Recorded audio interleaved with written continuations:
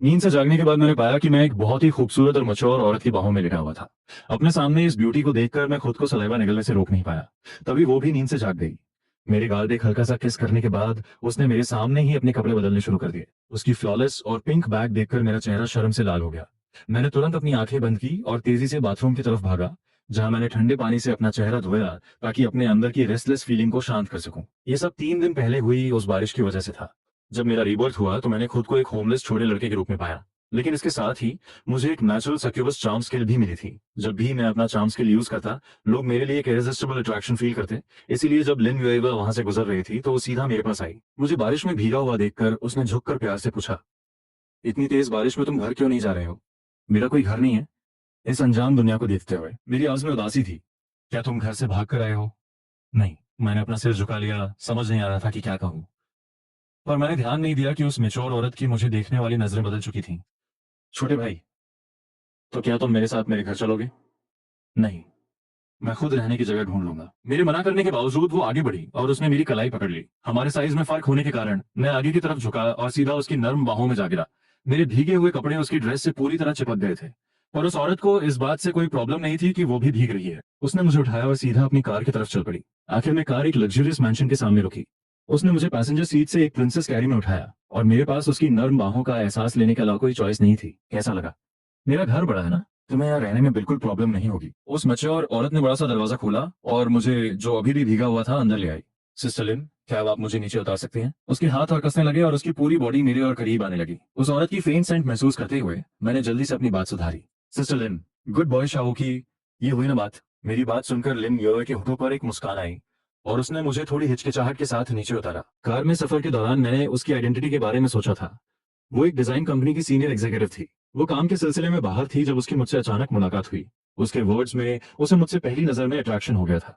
अब ये अट्रैक्शन मेरी मासूमियत की वजह से था या किसी और चीज की वजह से, ये मुझे नहीं पता था। आखिरकार ऐसी खबरें अक्सर आती हैं कि अमीर लोग काफी अजीब शौक रखते हैं। मुझे उम्मीद थी कि सिस्टर लिन के दिमाग में कोई अजीब ख्याल नहीं होंगे। शाहू की, मैं पहले तुम्हें शावर लेने ले चलती हूँ। ये कहकर उसने मेरा हाथ पकड़ा और मुझे बाथरूम में ले आई। बाथरूम में खड़े होकर जब मैं अपने कपड़े उतारने वाला था तो मैंने नोटिस किया कि लिन यूईवे वहीं खड़ी थी। सिस्टर लिन, आप अभी तक क्यों नहीं गई? मैं भी नहाना चाहती हूँ। क्या तुम्हें नहीं दिख रहा कि मेरी ड्रेस भी पूरी तरह भीग चुकी है? ये कहकर उसने इंटेंशनली अपनी ड्रेस को थोड़ा सा उठाया।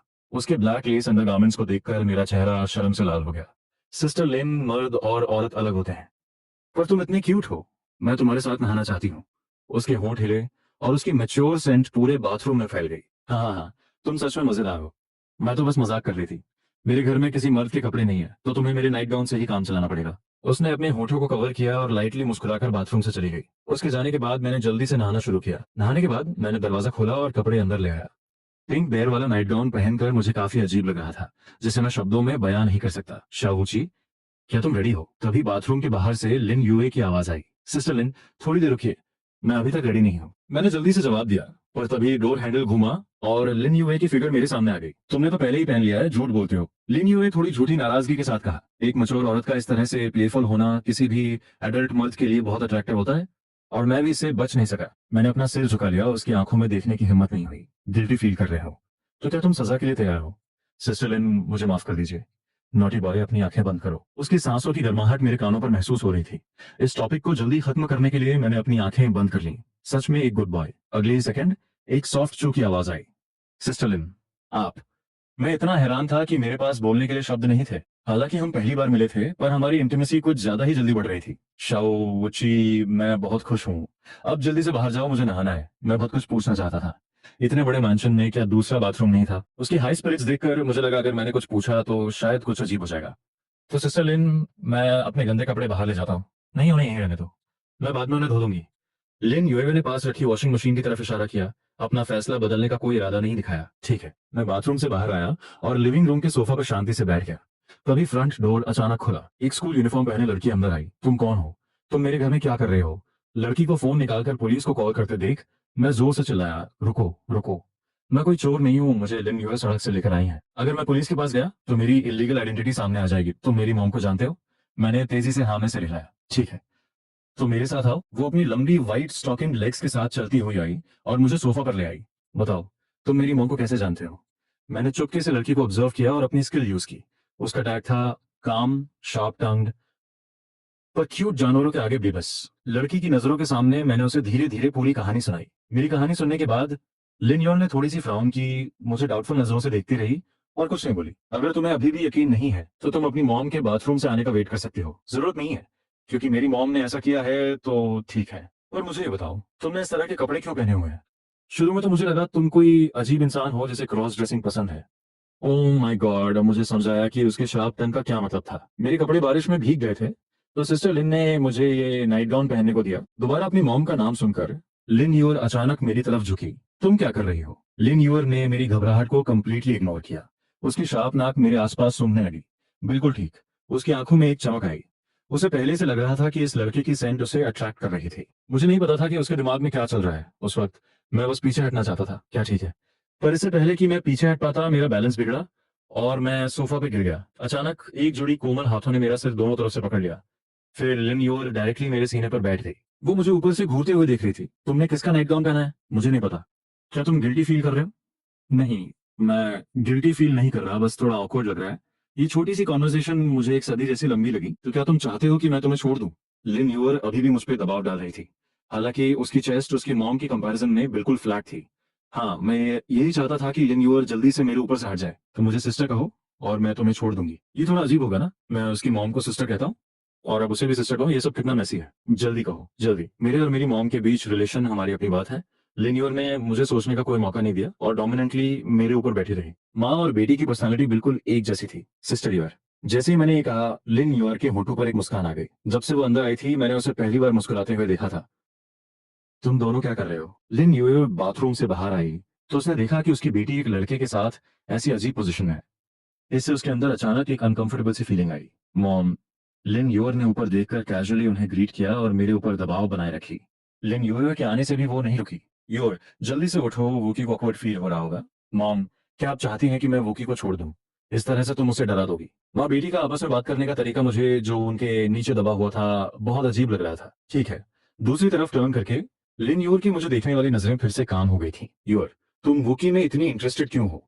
एक माँ के रूप में वो अपनी बेटी की पर्सनालिटी जानती थी। वो नॉर्मली काफी कोल्ड और डिटैच थी। बहुत कम ही स्ट्रेंजर्स से मिलती थी। अपनी बेटी को किसी ऑपोजिट सेक्स से इस तरह रिएक्ट करते देख वो पहली बार थी, खास तौर पे किसी वो जैसे ऑपोजिट सेक्स के साथ। लिन यूर मेरी पहनी हुई नाइट गाउन को घूर रही थी। मॉम, क्या आप खुद इंटरेस्टेड नहीं है? आपने उसे अपना नाइट गाउन पहनने दिया। ये बस टेम्पररी है, कल मैं इसके लिए नए कपड़े लाऊंगी। मुझे बस इसके सेंट में क्यूरियोसिटी थी जो मुझे अट्रैक्ट कर रही थी। मैंने उनकी बात को बीच में काटा। सच कहूं तो इसकी कोई जरूरत नहीं है। सुबह होते ही मैं चला जाऊंगा। मैं आप लोगों को और परेशान नहीं करना चाहता। नहीं। मेरे शब्दों ने माँ बेटी दोनों को एक साथ मनाने पर मजबूर कर दिया। तुम जाना क्यों चाहते हो? क्या तुम्हें सिस्टर से प्रॉब्लम है? उन्होंने मुझे बोलने का मौका ही नहीं दिया। काफी देर हो चुकी है, पहले डिनर कर लेते हैं। मैं कल तुम्हारे आइडेंटिटी का इशू सॉर्ट कर दूंगी। डिनर के बाद मैं ग्राउंड फ्लोर के गेस्ट रूम के बेड पर गिर गया। सेकंड फ्लोर पर माँ बेटी के बेडरूम्स और एक एक्स्ट्रा कमरा था। लिन ने इंसिस्ट किया कि मैं वहां रुकूं, पर आखिर में मैंने ग्राउंड फ्लोर चुना। अनजान सीलिंग को देखते हुए मैं एहसास किए बिना ना रह सका। आज का दिन सच में किसी सपने जैसा था। फिर एक डीप थकान ने मेरे पूरे शरीर को घेर लिया। मैं लाइट ऑफ करने से पहले ही गहरी नींद में सो गया। ये क्यूट है, बिल्कुल एक छोटे पपी जैसा। मुझे नहीं पता मैं कितनी देर सोया था, पर मुझे एक हल्की आवाज सुनाई दी और मुझे लगा कि कोई मेरे लोअर बॉडी को टच कर रहा है। मैं स्ट्रगल करना चाहता था पर रुक नहीं पाया। ये टच काफी देर तक चलता रहा, यहाँ तक कि मुझे याद ही नहीं रहा कि ये कब रुका। मुझे लगा कि शायद नाइटमेयर खत्म हो गया। पर कुछ देर बाद अचानक नीचे फिर से कुछ फील हुआ। मुझे लगा ये बस एक सपना है, पर तब मैंने देखा कि मेरी पैंट्स आधी खुली हुई थी। क्या कल रात को जो हुआ वो सब कोई सपना नहीं था? मैंने परेशान होकर अपना सिर खुजाया, ये फैसला करते हुए कि अगली बार मैं रूम को लॉक करके ही सोऊंगा। जब लड़के घर से दूर हो तो उन्हें अपना ध्यान जरूर रखना चाहिए। तैयार होने के बाद जब मैं लिविंग रूम में पहुंचा तो वहां सिर्फ लिन यूर थी। Good morning sister Yur. मैंने उसे विश किया और उसके ठीक सामने बैठे जा रहा था, पर आगे बढ़ने से पहले ही उसने मेरी रिस्ट पकड़ ली। उसने मुझे अपने बगल वाली सीट पर पॉइंट किया, यहाँ बैठो। ओके। हमारे रीसेंट इंटरेक्शन से मुझे समझ आया कि ये रिक्वेस्ट नहीं, एक ऑर्डर था जिसे मुझे मानना ही था। लिटिल ब्रदर, आओ अपना मुंह खोलो। लिन यूर ने ब्रेकफास्ट उठाया और मेरी तरफ बढ़ाया। सिस्टर यूर, ये क्या कर रहे हो? मुझे फीड करना। मुझे लगा शायद मैंने गलत सुना हो। आओ मुंह खोलो। मेरे मुंह के सामने झूल रहा खाना देखकर मुझे लगा अगर मैंने इसे लेने से मना किया तो शायद ये हटाया नहीं जाएगा। मैंने अपना मुंह खोला पर सॉसेज वैसा नहीं था जैसा मैंने सोचा था। उसने बस इसे मेरे होठों पर हल्के से टच किया। मैं कंफ्यूज था और ऊपर देखा। Sister Yur. थोड़ा और ऊपर देखने पर सॉसेज थोड़ी और ऊंची थी। मुझे उस पर गुस्सा निकालने का मन कर रहा था। क्या वो सीरियसली मुझे कुत्ते की तरह ट्रीट कर रही थी? ऊपर देखो। इस बार लिन यूर ने मुझे और परेशान नहीं किया। बिल्कुल सही सोचा। मेरे लिटिल ब्रदर वाकई कुत्तों जैसे प्यारे हैं। लिन यूर की आंखों में एक्साइटमेंट चमक रही थी। उसकी आंखों में देखते हुए मैंने फटाफट निवाला लिया और बोला, सिस्टर यूर, मेरा खाना हो गया। मैंने जल्दी से कुर्सी से उठने की कोशिश की, पर एक कदम बढ़ाते ही उसने मुझे रोक लिया। लिटिल ब्रदर, तुम कहाँ जा रहे हो?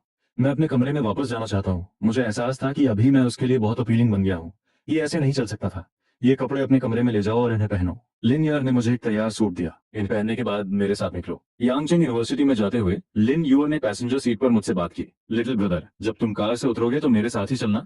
किसी लड़की की बात मत सुनना, स्पेशली अगर वो सुंदर हो तो बिल्कुल भी मत सुनना। लिन यूर जानती थी कि मेरा चार्म स्किल किसी लड़की को अपनी तरफ खींच सकता है, इसलिए वो सबको इग्नोर करने का कह रही थी। और बात वही हुई। जब मैं कार से उतरा और उन फीमेल स्टूडेंट्स के बीच गया, मेरा चार्म स्किल इंस्टेंटली उनकी नजर मेरी तरफ खींचे जा रहा था। ये हैंडसम लड़का किसका है? अगर मुझे इसे 3 साल तक भी डिक करना पड़े तो भी नुकसान नहीं। छोटे भाई, क्या मैं तुम्हें छू सकती हूँ? अगर मेरे बगल में इस लड़की का प्रोटेक्शन नहीं होता तो शायद मैं वहां के स्टूडेंट से बच ना पाता। चलो तेजी से चलते हैं।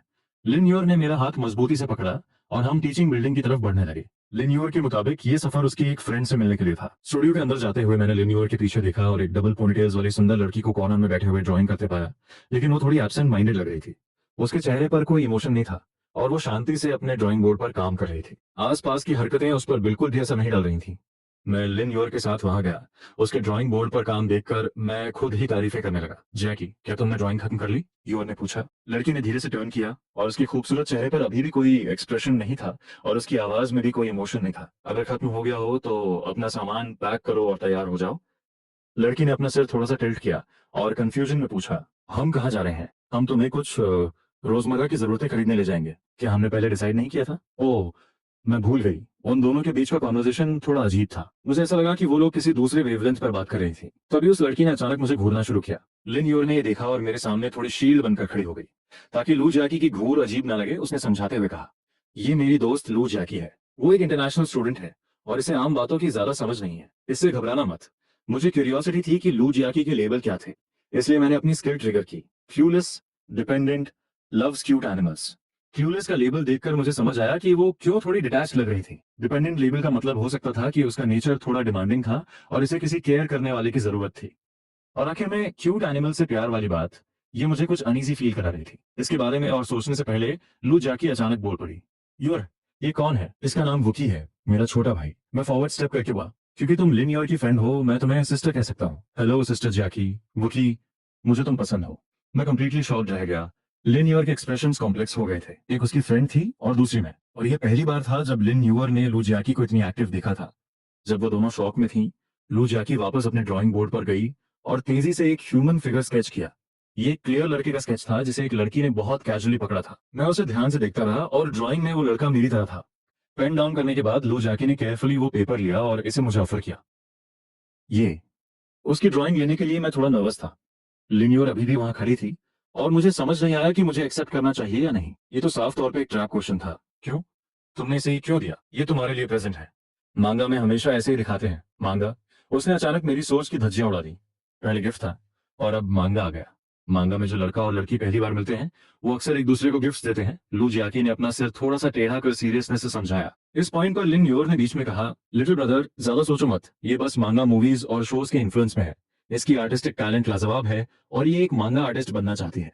उसने आगे बढ़कर लू जैकी का गिफ्ट पकड़ा और बोली, चूंकि तुम ये गिफ्ट मेरे लिटिल ब्रदर को दे रही हो, मैं इसे उसकी तरफ से सेफ रखती हूँ। उसने स्केच पेपर उठाया और इसे साइड में रखा। उसने मुझे इसे देने का कोई चांस नहीं दिया। लू जैकी ने बस हाँ कहा। एक नेचुरल क्लूलेस लोले के हिसाब से ये एक सीन था जो उसने एज्यूम किया। आर्ट रूम से बाहर आने के बाद लू जैकी फिर से शांत हो गई, किसी टिमिड हैमस्टर की तरह थोड़ी हेजिटेंट होकर पीछे चल रही थी। लिन यू चाहती थी कि उसकी फ्रेंड उसके पास वापस आए, पर उसने हेजिटेट करके अपना सिर हिला दिया। उसके दिल में थोड़ी नाराजगी उठ रही थी। इसे लिटिल ब्रदर को बाहर नहीं निकालना चाहिए था। मैंने उसके चार्म को अंडर एस्टिमेट किया था। पार्किंग लॉट आने पर जाकी, फ्रंट में बैठ जाओ, लिन योर ने बोला, कार डोर ओपन करके सीट बेल्ट बांधते हुए। उसकी योजना थी कि उसने मुझे पीछे बिठा दिया और मुझे दूसरी फीमेल इंटरेक्शन से बचाकर रखे। नहीं, लू जैची ने तुरंत मना किया, जिससे लिन योर की परेशानी बढ़ गई। जैची, अच्छी लड़की बनो। लिन योर बहुत अच्छी तरह समझ रही थी कि उसकी फ्रेंड पीछे बैठना चाहती थी। डायरेक्टली मुझे एम कर रही थी, पीछे बैठना अच्छा है। पर लू जैची फिर से रिजेक्ट करती रही और मेरी तरफ अपना फोकस नहीं हटा रही थी। सिस्टर यूर, मुझे लगता है कि मैं सामने वाली सीट में बैठ जाऊं। मैं उसके इतने क्लियर फोकस के साथ पीछे नहीं बैठना चाहता था। Compare to her, passenger seat is lot safer. ये सुनकर लिन यूर फाइनली मंजूर हुई। ये लिटिल ब्रदर कितना समझदार है। मेरे सामने बैठने के बाद लू जाकी ने फाइनली एक इमोशनली अलग चेहरा बनाया, जैसे किसी पसंदीदा पेट को खो देना। मेरी वजह से लिन यूर ने थोड़ी स्पीड बढ़ा ली, पर स्टेबल ड्राइविंग ने लू जाकी को मौका दे दिया जो पीछे बैठी थी। पहले वो पैसेंजर सीट की डायरेक्शन में हिली और फिर अपनी लीन बॉडी आगे की तरफ झुकाई और उसकी सॉफ्ट हैंड से मेरे फ्रंट सीट को कवर करने लगी। फिर उसने मेरी बाहों को पकड़ लिया और मैं उससे छुड़ाने की कोशिश करने लगा। छुड़ाने का कोई फायदा नहीं, उनकी पकड़ लोहे के बंदिश की तरह थी और मुझे टाइटली लॉक कर दिया था। तभी आवाजें हुई और लिन योर ने मुझे देखा। लू जाकी, क्वाइट हो जा। लिन योर की आवाज कोल्ड थी और कार में गर्माहट हाफ तक ड्रॉप हुई लगती थी। लू जाची ने इमीडिएटली अपनी पकड़ को श्रिंक किया और थैंकफुली अब आगे डिस्टर्ब नहीं किया। कार एक लार्ज मॉल में पार्क हुई। निकलने के बाद पहले लिन यूर ने मुझे सेफ्टी दिलाकर पीछे शील्ड किया और फिर लू जाची को दूसरी जगह पर पुल किया। लू जाकी ठीक उस जगह पर को ना नहीं। लू जाकी ने अगेन बोल्ड बातें करनी चालू की। मुझे लिटिल ब्रदर पसंद है। जैकी तुम अभी पसंद करने की बातें ठीक समझती नहीं। मैं चाहती हूँ लिटिल ब्रदर मेरे मांगा का मेन कैरेक्टर बने। ये मेरे हाँ, मैं लिटिल ब्रदर को अपनी मांगा मूवी में चाहती हूँ। सिचुएशन फिर टेंस बन गई और दो गर्ल्स खामोश एक्सचेंज में देखती थी और at the end Lin Yur ने कहा, हम इस बारे में बाद में डिसाइड करेंगे। आज पहले तुम्हारी लाइफ की प्रॉब्लम सॉल्व करते हैं। वैसे कहने को तो कह दिया, पर लिन यूर ने मन ही मन पक्का इरादा कर लिया था कि आगे से इन दोनों को कभी मिलने नहीं देगी। अगर बात आगे बढ़ी तो वैसी ही फीलिंग आएगी कि हम पक्के बेस्ट फ्रेंड्स हैं और तुम मेरे भाई की वो बनना चाहती हो। यूर दी, क्या हम शॉपिंग मॉल जा रहे हैं? आज जैकी के लिए कुछ इनोवेयर खरीदने जाना है। क्या मैं लाऊं? बिल्कुल नहीं, मैंने हिचकिचाते हुए पूछा, पर जवाब में दोनों लड़कियों ने एक साथ मना कर दिया। अकेला लड़का होने के नाते मुझे मजबूरी में लेडीज अंडरगारमेंट्स के स्टोर में जाना पड़ा। मैं बस यही दुआ कर रहा था कि ये दोनों दीदियां जल्दी अपनी शॉपिंग खत्म करें। पूछी भाई, ये कैसा लग रहा है? तभी शॉपिंग के बीच में लू जैकी ने एक ब्लैक जी स्ट्रिंग उठाई और मेरी तरफ देखा। मैं तो सन्न रह गया। मैं एकदम हक्का बक्का खड़ा था। ये लड़कियों के पर्सनल कपड़े हैं, मुझसे पूछना क्या सही है? कैसा है? लू जैकी ने दोबारा पूछा, जैसे बिना जवाब वो रुकने वाली नहीं थी। ब्लैक काफी मैच्योर लगता है। जाकी दी पर पिंक ज्यादा सूट करेगा। परेशान होकर मेरे मुंह से बस यही निकला, क्योंकि लू जाकी की बॉडी किसी लोलिता जैसी थी और लोलिता का ख्याल आते ही मुझे पिंक याद आता है। प्योर ब्लैक जैसा मैच्योर रंग छोटी हाइट वाली मासूम लड़कियों पर जचता नहीं है। ठीक है, तो पिंक ही लेते हैं। इतना कहकर उसने हाथ वाली जी स्ट्रिंग बदली और मेरी तरफ एक अजीब सी चमकती आंखों से देखा। मैं इसे पहनकर तुम्हें दिखाना चाहती हूँ, चलेगा? अरे जाकी दी, मजाक मत कीजिए। मैं तो बुरी तरह डर गया। मैंने देखा कि लू जाकी ने सच में अपने हाथ स्कर्ट के किनारे पर रख दिए थे। अगर उस पल मैंने हाँ कह दी होती तो शायद वो सबके सामने ही अपनी ड्रेस उतार देती। वाकई लिन यूर सही कहती थी कि इसमें कॉमन सेंस की कमी है। पब्लिक प्लेस में एक पल में कपड़े उतारने की बात, ऐसा कोई पागल ही कर सकता है। जाकी, इसे जल्दी रखो, घर जाकर तसल्ली से पहनकर देखना, लिन यूर ने ठंडे स्वर में कहा। हालांकि वो अपनी सहेली की ऐसी हरकतों की आदी थी, पर बात जब मुझसे जुड़ी हो तो उसका ब्लड प्रेशर बढ़ने लगता था। घर पर मुझे पहनाने वाला कोई नहीं है, भूल गई? तुम्हारे घर वाले बाहर गए हैं। लिन यूर ने अपना सिर पकड़ लिया। इसीलिए मैं चाहती हूँ कि भाई मुझे पहनाने में मदद करे। लू जैकी उम्मीद भरी नजरों से मुझे देख रही थी। उसके घर वालों को वादा किया था कि एक हफ्ते उसका ख्याल रखेंगे, इसलिए आखिर में उसे घर ले जाना ही पड़ा। दोनों को ऊपर छोड़कर मैं बेदम होकर सोफा पर गिर पड़ा, पर अभी चैन की सांस ली ही थी कि एक जोड़ी हाथों ने मेरी आंखों को ढक लिया। पूछो तो मैं कौन हूँ? एक मैच्योर औरत की आवाज। जवाब एकदम साफ था, अंदाजा लगाने की जरूरत ही नहीं थी। लिंदी, वेलकम होम। मजा नहीं आया। मुझे लगा तुम गलत नाम लोगे और मैं नन्हे वूकी को सजा दूंगी। पीछे से लिंग यूए ने अपना सिर निकाला और झुककर मुझे देखने लगी। मेरी गलती नहीं है, आपकी आवाज पहचानना बहुत आसान है। झूठ बोलना बुरी बात है, मैंने तो जानबूझकर अपनी आवाज बदली थी। इतना कहकर उसने अपने हाथ मेरे गले में डाल दिए, अच्छी आवाज के साथ साथ उन पर से आती खुशबू। ये तो चीटिंग है। जो बच्चे चीटिंग करते हैं उन्हें सजा मिलनी चाहिए। इससे पहले कि मैं आपा खो देता, लिंग यूए रुकी और अपना चेहरा ऊपर ले आई। पीछे से झुकने का उसका अंदाजा देखकर मानना पड़ेगा कि उसकी फ्लेक्सिबिलिटी कमाल की थी। लिंग यूए अपनी नाक से मुझे सूंघने लगी। फिर उसने पूरे यकीन के साथ कहा, तुम्हारे जिस्म से यूए के अलावा किसी और औरत की महक आ रही है। ये कौन सी जादुई शक्ति है भाई? मुझे खुद कुछ महसूस नहीं हो रहा। क्या आज तुम चोरी छिपे बाहर किसी और के साथ डेट पर गए थे? उसका लहजा अचानक बदल गया। वो शांत स्वभाव गायब हो गया और चेहरा सख्त होने लगा। उसकी नजरें इतनी खूंखार हो गईं कि आसपास का माहौल बर्फीला लगने लगा। मुझे लगने लगा कि ये औरत युवर्दी का ही कोई दूसरा रूप है। बोलो, क्या तुम्हारा दिल डोल गया है? ये अचानक बदलाव इतना भयानक था कि मैं हक्का बक्का रह गया। और अगली चीज ने तो मेरी धड़कनें रोक दी। उसके ऊपर से मैच्योर लेडी वाला लेबल गायब हो गया और उसकी जगह डरावने लेबल्स आ गए। यान्दरे, पोजेसिव, जेलस। अगर मुझे याद है तो पहले उसके लेबल्स इंडिपेंडेंट और अंडरस्टैंडिंग थे। सिर्फ एक दिन में इतना बड़ा बदलाव कैसे? जल्दी बताओ, ये किस औरत की महक है? उसने अपने हाथ मेरे गले के चारों तरफ कस लिए। उसके होठों पर एक डरावनी मुस्कान थी। वो जाकी दी थी। जाकी दी कौन है? क्या नन्हे वुकी अब अपनी दीदी से ऊब गए हैं और कोई नई ढूंढ ली है? उसकी आवाज कांपने लगी और मेरे गले पर उसकी पकड़ और भी सख्त हो गई। मुझे लगा जैसे मैं गहरे पानी में डूब रहा हूँ और सांस लेने के लिए तड़प रहा हूँ। नहीं। जैकी यूएरडी की क्लासमेट है। ये सुनते ही लिंग यूएओ के हाथ ढीले पड़ गए। हाथ हटते ही मैंने गहरी सांसें ली। शुक्र है, ताजी हवा मिली। ओह, तो ये यूअर की वो बिगड़ी हुई दोस्त है। उसके चेहरे के भाव फिर से सामान्य होने लगे, जैसे पिछला पल बस एक वहम था। ये बच्ची भी ना, तुम दोनों के साथ कुछ बुरा तो नहीं हुआ ना? उसकी आंखों में अब फिर से वही फिक्र और प्यार था। वो वापस अपनी अंडरस्टैंडिंग वाली फॉर्म में आ चुकी थी। हम उसे स्कूल के आर्ट रूम में लेने गए थे। आई एम सॉरी ओकी, दीदी बुरी है। अचानक वो पास आई और मुझे सोफा पे ही गले लगा लिया। अरे यार, माफी मांगनी है तो मांगो, ये बार बार चिपकना जरूरी है क्या? दीदी बस डर गई थी कि कोई बुरी औरत तुम्हें बहला न ले जाए, इसलिए इमोशंस थोड़े भटक गए। मुझे लगा आप मेरा गला ही घोंट देंगी। नहीं, दीदी को अंदाजा है। ज्यादा से ज्यादा तुम बस बेहोश होते। बेहोश होने के बाद क्या करती, ये सोचकर ही रोंगटे खड़े हो गए। वो दम घुटने वाला एहसास था, वो बता रहा था कि ये कोई सपना नहीं था। जब भी मेरे पास कोई और लड़की होती, लिंग यूए पूरी तरह बदल जाती थी। वो मुझे बड़े प्यार से बाहों में भरे रही, जब तक कि लिन यूएर और लुक जैकी सीढ़ियों से नीचे नहीं आ गई। मम्मी, अभी दिन का उजाला है। लिन यूएर ने आते ही देखा कि मैं उसकी माँ की गोद में हूँ। मैं तो बस भाई के साथ खेल रही हूँ।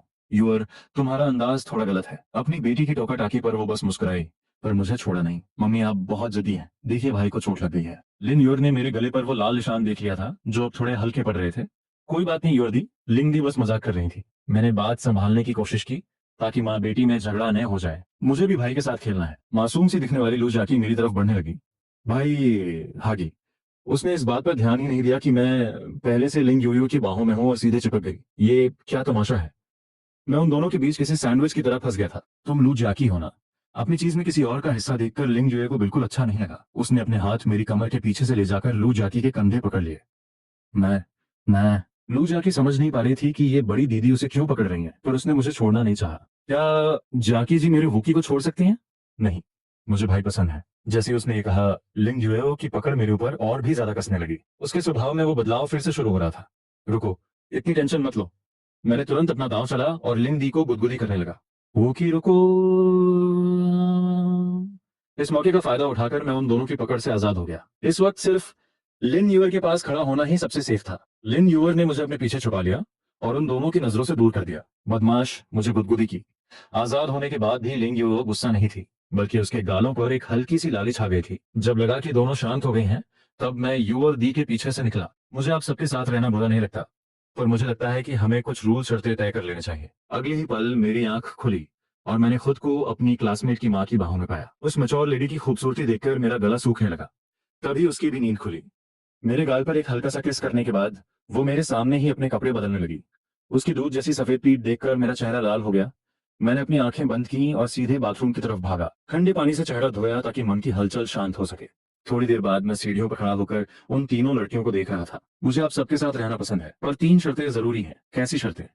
तीनों का ध्यान मेरी तरफ खिंच गया। पहली शर्त, ये गले लगने वाली बात। अब से हर इंसान दिन में सिर्फ एक बार गले लगा सकता है। एक बार तो बहुत कम है। इससे पहले कि मैं बात पूरी करता, लिंग योयो ने विरोध कर दिया।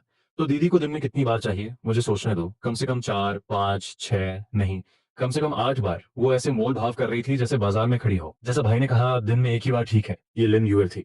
हालांकि वो खुद भी मुझे हर पल बाहों में रखना चाहती थी, पर अपनी माँ पर लगाम कसना ज्यादा जरूरी था। वो नहीं चाहती थी कि आगे चलकर माँ कुछ ज्यादा ही ओवर कर दे। अपनी माँ को वो अच्छे से जानती थी। यूअर, तुम बहुत सख्त हो। लू जाची ने भी अपनी सहमति में सिर हिलाया। दूसरी शर्त, कोई भी फिजिकल कांटेक्ट करने से पहले मेरी परमिशन लेनी होगी। मुझे सबसे ज्यादा डर लिंग यूएवो और लू जाची के अचानक हमलों से लगता था। अगर मुझे पहले से पता होगा तो कम से कम मैं तैयार रहूंगा। ठीक है, लिंग यूए ने इस बार मना नहीं किया। उसे अपनी खूबसूरती पर पूरा भरोसा था। तीसरी शर्त, सब प्यार से रहेंगे। मेरे चक्कर में आपस में कोई झगड़ा नहीं होगा। ये शर्त खास तौर पे लिंग यूएओ के लिए थी, क्योंकि उसका मूड स्विंग दूसरों के लिए दहशत बन सकता था। अगर ऐसी बात है तो दीदी एग्री करती है। अब मैं डिनर बनाने जाती हूँ। इतना कहकर वो किचन की तरफ चली गई। उसे समझ आ गया था कि मुझे ज्यादा फोर्स करना ठीक नहीं है। Thank you, you would be. अगर वो साथ में देती तो ये शर्तें कभी पास नहीं होती। ठीक है भाई, अब मेरी बारी है। दिन का वो एक हग। इतना कहकर उसने अपनी बाहें फैला दी। यूवर्दी को गले लगाकर मुझे सुकून मिला। अब कम से कम फालतू के पछड़ों से छुटकारा मिलेगा। रात के वक्त उन शर्तों के बाद अचानक एक नया लेबल सामने आया, पर मुझे लगा जैसे मुझे प्लेबॉय जैसा दिखा रहा है। मंडे की सुबह जब मेरी नींद खुली तो दिमाग में एक आवाज गूंजी, न्यू स्किल हासिल की, हिप्नोसिस सम्मोहन। मुझे तब एहसास हुआ कि मेरी स्किल्स हर मंडे रिफ्रेश होती हैं। कल रात जल्दी सोने की वजह से मैं चेक करना भूल गया था। मुझे लगा था कि लेबल रिकॉग्निशन ही काफी खतरनाक है। किसी को भी प्यार में डालना या नफरत करवाना बस एक लेबल बदलने की बात थी। ये किसी विलन वाली पावर लगती थी, और इस बार तो कुछ और ही बवाल मिला। हिप्नोसिस। इसकी डिटेल पढ़कर पता चला कि मैं किसी भी होशमंद प्राणी को पूरी तरह अपना गुलाम बना सकता हूँ। मैंने मन ही मन चैन की सांस ली। ये पावर मेरे लिए एक ब्रह्मास्त्र साबित होगी। और इसकी रेंज कितनी है, इसका असर कब तक रहता है और खत्म होने के बाद क्या होता है, ये सब मुझे टेस्ट करना था। सुबह सुबह मैं बिना किसी को जगाए घर से निकल गया। ये एक हाई क्लास इलाका था। सड़क पर दूर दूर तक कोई इंसान नहीं दिख रहा था। अब मैं पेड़ पौधों पर तो ये आजमा नहीं सकता था। काफी देर तक कोई सब्जेक्ट नहीं मिला तो मैं वापस मुड़ने ही वाला था कि तभी एक बिल्ली के रोने की आवाज आई।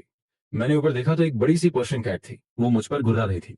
अगर पहले की बात होती तो मैं कोई डंडा उठाकर उसे भगा देता, पर अब मैं कोई मामूली इंसान नहीं था। जब सब्जेक्ट ढूंढ रहा था तब कोई मिला नहीं। अब ये खुद चल कर आई है। हिप्नोसिस एक्टिवेट कहते ही वो बिल्ली बुद्ध बन गई।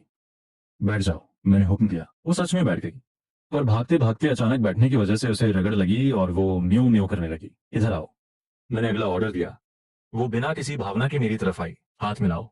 उसने बड़े प्यार से अपना पंजा आगे बढ़ा दिया। अगर कोई राहगीर देख लेता तो उसे लगता मैं कोई बड़ा एनिमल ट्रेनर हूँ। गुड डॉग मतलब गुड कैट। उसके सिर पर हाथ फेरते हुए मुझे इस पावर की ताकत का एहसास हुआ। ये पूरी तरह से गुलामी थी। मैं अभी और एक्सपेरिमेंट करने ही वाला था कि दूर से एक सुरीली आवाज आई, लिली तुम कहाँ हो। एक साया मेरी तरफ भागा हुआ आया। जब वो पास आई तो मैंने देखा, ये तो एक बेहद खूबसूरत और मैच्योर औरत थी। सफेद बाल और गोरी रंगत, साफ पता चल रहा था कि वो फॉरेनर मिक्स्ड है। उसकी बॉडी बहुत ही सुडौल और आकर्षक थी। क्या ये आपकी बिल्ली है? अभी तो मैंने इसे सम्मोहित किया था और मालकिन भी आ गई। I am so sorry. Lily अजनबियों को पसंद नहीं करती। मैं इसे घर में बंद रखती हूँ, पर आज ये मौका पाकर भाग निकली। अपनी बिल्ली के बारे में वो अच्छे से जानती थी, इसलिए उसे हैरानी हुई कि ये अजनबी के साथ इतनी घुली मिली कैसे है। उसने बस यही सोचा कि शायद मैं बहुत क्यूट हूँ। सच तो ये था कि मुझे देखते ही उसके मन में भी एक अजीब सी हलचल होने लगी थी। मैंने बिल्ली के साथ खेलना बंद किया और उस औरत के लेबल्स देखे, केयरलेस, एनिमल लवर, हॉस्पिटेबल। मैंने तुम्हें यहाँ पहले कभी नहीं देखा। उस मैच्योर लेडी को मुझ में दिलचस्पी होने लगी थी।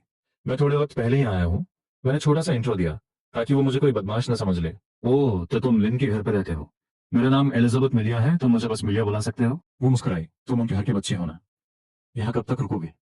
उसने अचानक पूछा। उसे पहली ही नजर में मुझसे एक लगाव सा महसूस होने लगा था, जो बढ़ता ही जा रहा था। वो चाहती थी कि मुझे रोज देख सके। मेरा अब कोई परिवार नहीं है। लिंग दी को मुझ पर तरस आया और वो मुझे घर ले आई। जब से लिंग जो मुझे लाई थी, उसने कभी गोद लेने, लीगल अडॉप्शन की बात नहीं की।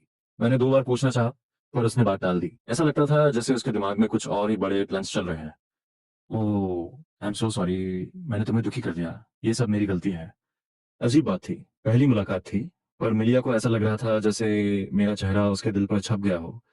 मेरा झुका हुआ सिर देखकर उसे बहुत हमदर्दी महसूस हुई। मिलिया जी, आप ठीक तो है ना? मैंने नोटिस किया कि वो कुछ अजीब बर्ताव कर रही है। क्या ये मेरा असर था? पर मैंने तो कुछ किया ही नहीं था। सम्मोहन तो सिर्फ बिल्ली पर आजमाया था ना। नहीं, कुछ नहीं। शुक्र है वो पागलपन कुछ ही देर रहा और वो नॉर्मल हो गई। सॉरी, मजाक बन गया। अभी कुछ देर पहले उसके मन में आ रहा था कि मुझे अपनी बाहों में भरकर दुलार करे। मिलिया जी, आपके पति, वो मेरी बेटी के पिता है, पर काम के चक्कर में वो सालों से घर नहीं आए। उसकी आवाज में एक अकेलापन और उदासी थी। मुझे समझ नहीं आया कि क्या कहूँ। पति सालों से गायब और अकेले बेटी को पालने वाली औरत, ये तो भावनाओं का सैलाब था। वो कि जब भी वक्त मिले मेरे घर आना, मेरी बेटी तुम्हें बहुत पसंद करेगी। सिर्फ बेटी ही नहीं, मीला तो खुद मुझे अभी अपने घर ले जाना चाहती थी। हाँ हाँ, जरूर देखेंगे। मैंने बस दिखावे के लिए सिर हिलाया और वहां से निकला। घर जाकर मैंने लिंग यूए को बताया तो उसने कहा कि वो उसे जानती है, अच्छी औरत है, पर मुझे उससे दूर रहना चाहिए। मुझे डर था कि कहीं लिंग दी फिर से यानदेर न बन जाए, इसलिए मैंने ये नहीं बताया कि उसने मुझे घर बुलाया है। खाना खाने के बाद वो मुझे स्कूल छोड़ने के बाद से निकारमी। नन्ही वो की, अगर कोई परेशान करे तो मुझे कॉल करना। जी दीदी, आप आराम से जाना। मैंने हाथ हिलाकर उसे विदा किया। स्कूल सिर्फ कुछ किलोमीटर दूर था, उसे आने की जरूरत नहीं थी। खैर, काफी इमोशनल विदाई के बाद उसकी मौजराती वहां से गई और मैं कैंपस के अंदर चला गया। अमीरों का स्कूल था, एक से बढ़कर एक खूबसूरत लड़कियां थीं, सब सज धज के आई थीं।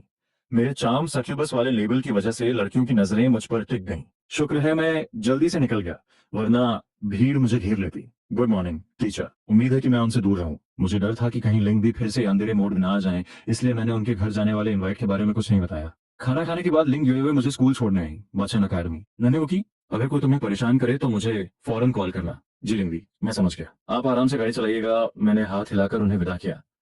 सच तो यह है कि उनके आने की जरूरत नहीं थी, क्योंकि स्कूल घर से बस कुछ ही किलोमीटर दूर था। काफी इमोशनल विदाई के बाद लिंग यूए ने अपनी मौजराती स्टार्ट की और चली गई। उनकी कार को ओझल होते देख मैं भी कैंपस की तरफ बढ़ गया। ये वाकई रईसों का स्कूल था। यहाँ एक से बढ़कर एक सुंदर लड़कियां थीं और सबने बहुत ही शानदार मेकअप कर रखा था। मेरे चार्म वाले लेबल की वजह से स्कूल में कदम रखते ही लड़कियों की नजरें मुझ पर टिकने लगीं। शुक्र है कि मैं फुर्ती से वहां से निकल गया, वरना लड़कियों की भीड़ मुझे घेर लेती। Good morning teacher. नए स्टूडेंट्स की रिपोर्टिंग का वक्त था। मैं स्टाफ रूम में गया और उस शख्स को ढूंढा जिसने कल मेरा एडमिशन किया था। मुझे इतनी जल्दी स्कूल में देखकर थोड़े हैरान रह गए। मूर्ति छात्र, आप तो काफी जल्दी आ गए। मेरी क्लास में लगभग 40 स्टूडेंट्स थे, जिनमें ज्यादातर लड़कियां थीं। जैसे ही मैं अपनी क्लास में पहुंचा, वहां का माहौल अचानक से बदल गया। कितना गोरा लड़का है, एक बार गले लग जाओ। सच में कितना प्यारा है। मुझे पता था कि हंगामा होगा, पर ये नहीं सोचा था कि निकलते ही बेकाबू हो जाएगा। मैं फुर्ती से पोडियम पर गया और अपना इंट्रो दिया। नमस्ते सबको, मेरा नाम वुकी है, मैं 18 साल का हूँ। उम्मीद है आप सब मेरा साथ देंगे। जैसे ही मेरी उम्र उनके कानों में पड़ी, लड़कियां और भी ज्यादा एक्साइटमेंट में आ गईं। हे भगवान, सिर्फ 18 साल का। तभी टीचर ने दखल दिया, सब शांत हो जाइए। पहले वो की छात्र को अपनी जगह चुनने थे। जगह चुनने की बात सुनकर लड़कियां और भी जोश में आ गईं। खासकर एक अमीर घर की लड़की मेरी तरफ पागलों की तरह हाथ हिला रही थी। मैंने उसे एक नजर देखा और मन बदल लिया। अगर उसके बगल में बैठा तो लड़कियों के बीच में ही फंस जाऊंगा। आखिर में मैंने अपनी नजर कोने में बैठे एक लड़के पर टिकाई। उसके बाल मशरूम कट थे, जिसने उसका आधा चेहरा ढक रखा था, और उसने गोल चश्मा पहना था। उसने डुंगरी डंगरी पहन रखी थी। बिल्कुल किसी रियलिटी शो के हीरो जैसा लग रहा था। दोस्त, क्या तुम्हारे बगल वाली जगह खाली है? पर उस लड़के ने मेरी तरफ देखा तक नहीं। उसने अपना चेहरा डेस्क पर टिका लिया और रह रहकर कांपने लगा। दोस्त, क्या मैंने तुम्हें डरा दिया? मुझे ताज्जुब हुआ, ऐसा पहली बार हो रहा था। मेरे पूछने पर वो और भी ज्यादा कांपने लगा। वो जितना डर रहा था, मेरा मन उसके साथ बैठने का उतना ही ज्यादा होने लगा। उसे देखकर मन में एक अजीब सी प्रोटेक्शन वाली भावना जाग रही थी। मत मत बैठो यहाँ, वरना सब तुम्हें भी पसंद नहीं करेंगे। तभी उस लड़के के मुंह से एक धीमी आवाज निकली। उसके लहजे में अकेलापन और हीन भावना साफ झलक रही थी। वो जैसे नेगेटिव इमोशंस का ढेर हो। मैंने उसके सिर के ऊपर के लेबल्स देखे, socially anxious, timid, wants to hide in spring. मुझे लगा था कि उसे बस थोड़ी घबराहट है, पर यह तो काफी सीरियस मामला था। मुझे किसी के रिजेक्ट करने का डर नहीं है, और मैं तुम्हारा दोस्त बनना चाहता हूँ। मेरा नाम वू की है। तुमसे मिलकर खुशी हुई। मैंने मुस्कुराकर हाथ आगे बढ़ाया। मेरा नाम सुनकर वो चौंक गया। मेरा नाम बाओयू है। कितना प्यारा नाम है। मैंने हंसकर सिर हिलाया। मैंने उसका हाथ पकड़कर शेक किया। पहली बार किसी ने मेरी तारीफ की है। बाओयू ने फिर से सिर झुका लिया। उसके गाल लाल पड़ रहे थे। जैसे ही ब्रेक की घंटी बजी, बहुत सारी लड़कियां पास आ गईं। वो की छात्र, मैं भीड़ में से एक लड़की ने अपना इंट्रो दिया। मेरा नाम तो यान है। मैं सेक्शन 3 की बिग सिस्टर लीडर हूँ। तुम नए हो इसलिए शायद जानते नहीं, पर ये लड़का बाओयू पूरी क्लास का सबसे नापसंद इंसान है। ये बात पूरी क्लास में सुनी, पर बाओयू के लिए कोई नहीं बोला। बाओयू को लगा कि ये नया दोस्त भी दूसरों की तरह उसे छोड़ देगा, पर मैंने उसे दिलासा दिया। डरो मत बाओयू। तो यान, तुम्हारी ये घटिया सोच, मैं किसके साथ बैठूं, इससे तुम्हें क्या लेना देना? तुम जैसे लोग बस दूसरों को सताना जानते हो। मैंने उन लड़कियों को ठंडी नजरों से देखा। मैंने उन लड़कियों के सिर पर साइकोपैथ और डार्क जैसे लेबल्स देखे, जिससे साफ था कि इनमें से कोई भी मासूम नहीं है। इसमें कोई शक नहीं कि बाओ की ऐसी हालत के पीछे इन लड़कियों का ही हाथ था। वो की छात्र, तुम ये क्या कह रहे हो? हाँ, वो की छात्र। वो की छात्र, तुम आखिर कहना क्या चाहते हो? मैं और बहस करके वक्त बर्बाद नहीं करना चाहता था, इसलिए मन ही मन हिप्नोसिस शुरू किया। सब के सब सीधे खड़े हो जाओ। एक पल में सारी लड़कियां सावधान की मुद्रा में आ गईं। अब तक जो भी घटिया काम किए हैं, सब सच सच बता दो। मेरे हुक्म देते ही पूरी क्लास में उनकी आवाजें गूंजने लगीं। सम्मोहन के असर में वो अपने सारे काले कारनामे बताने लगी। उनके पत्थर जैसे चेहरों और उन कहानियों ने पूरी क्लास में दहशत फैला दी।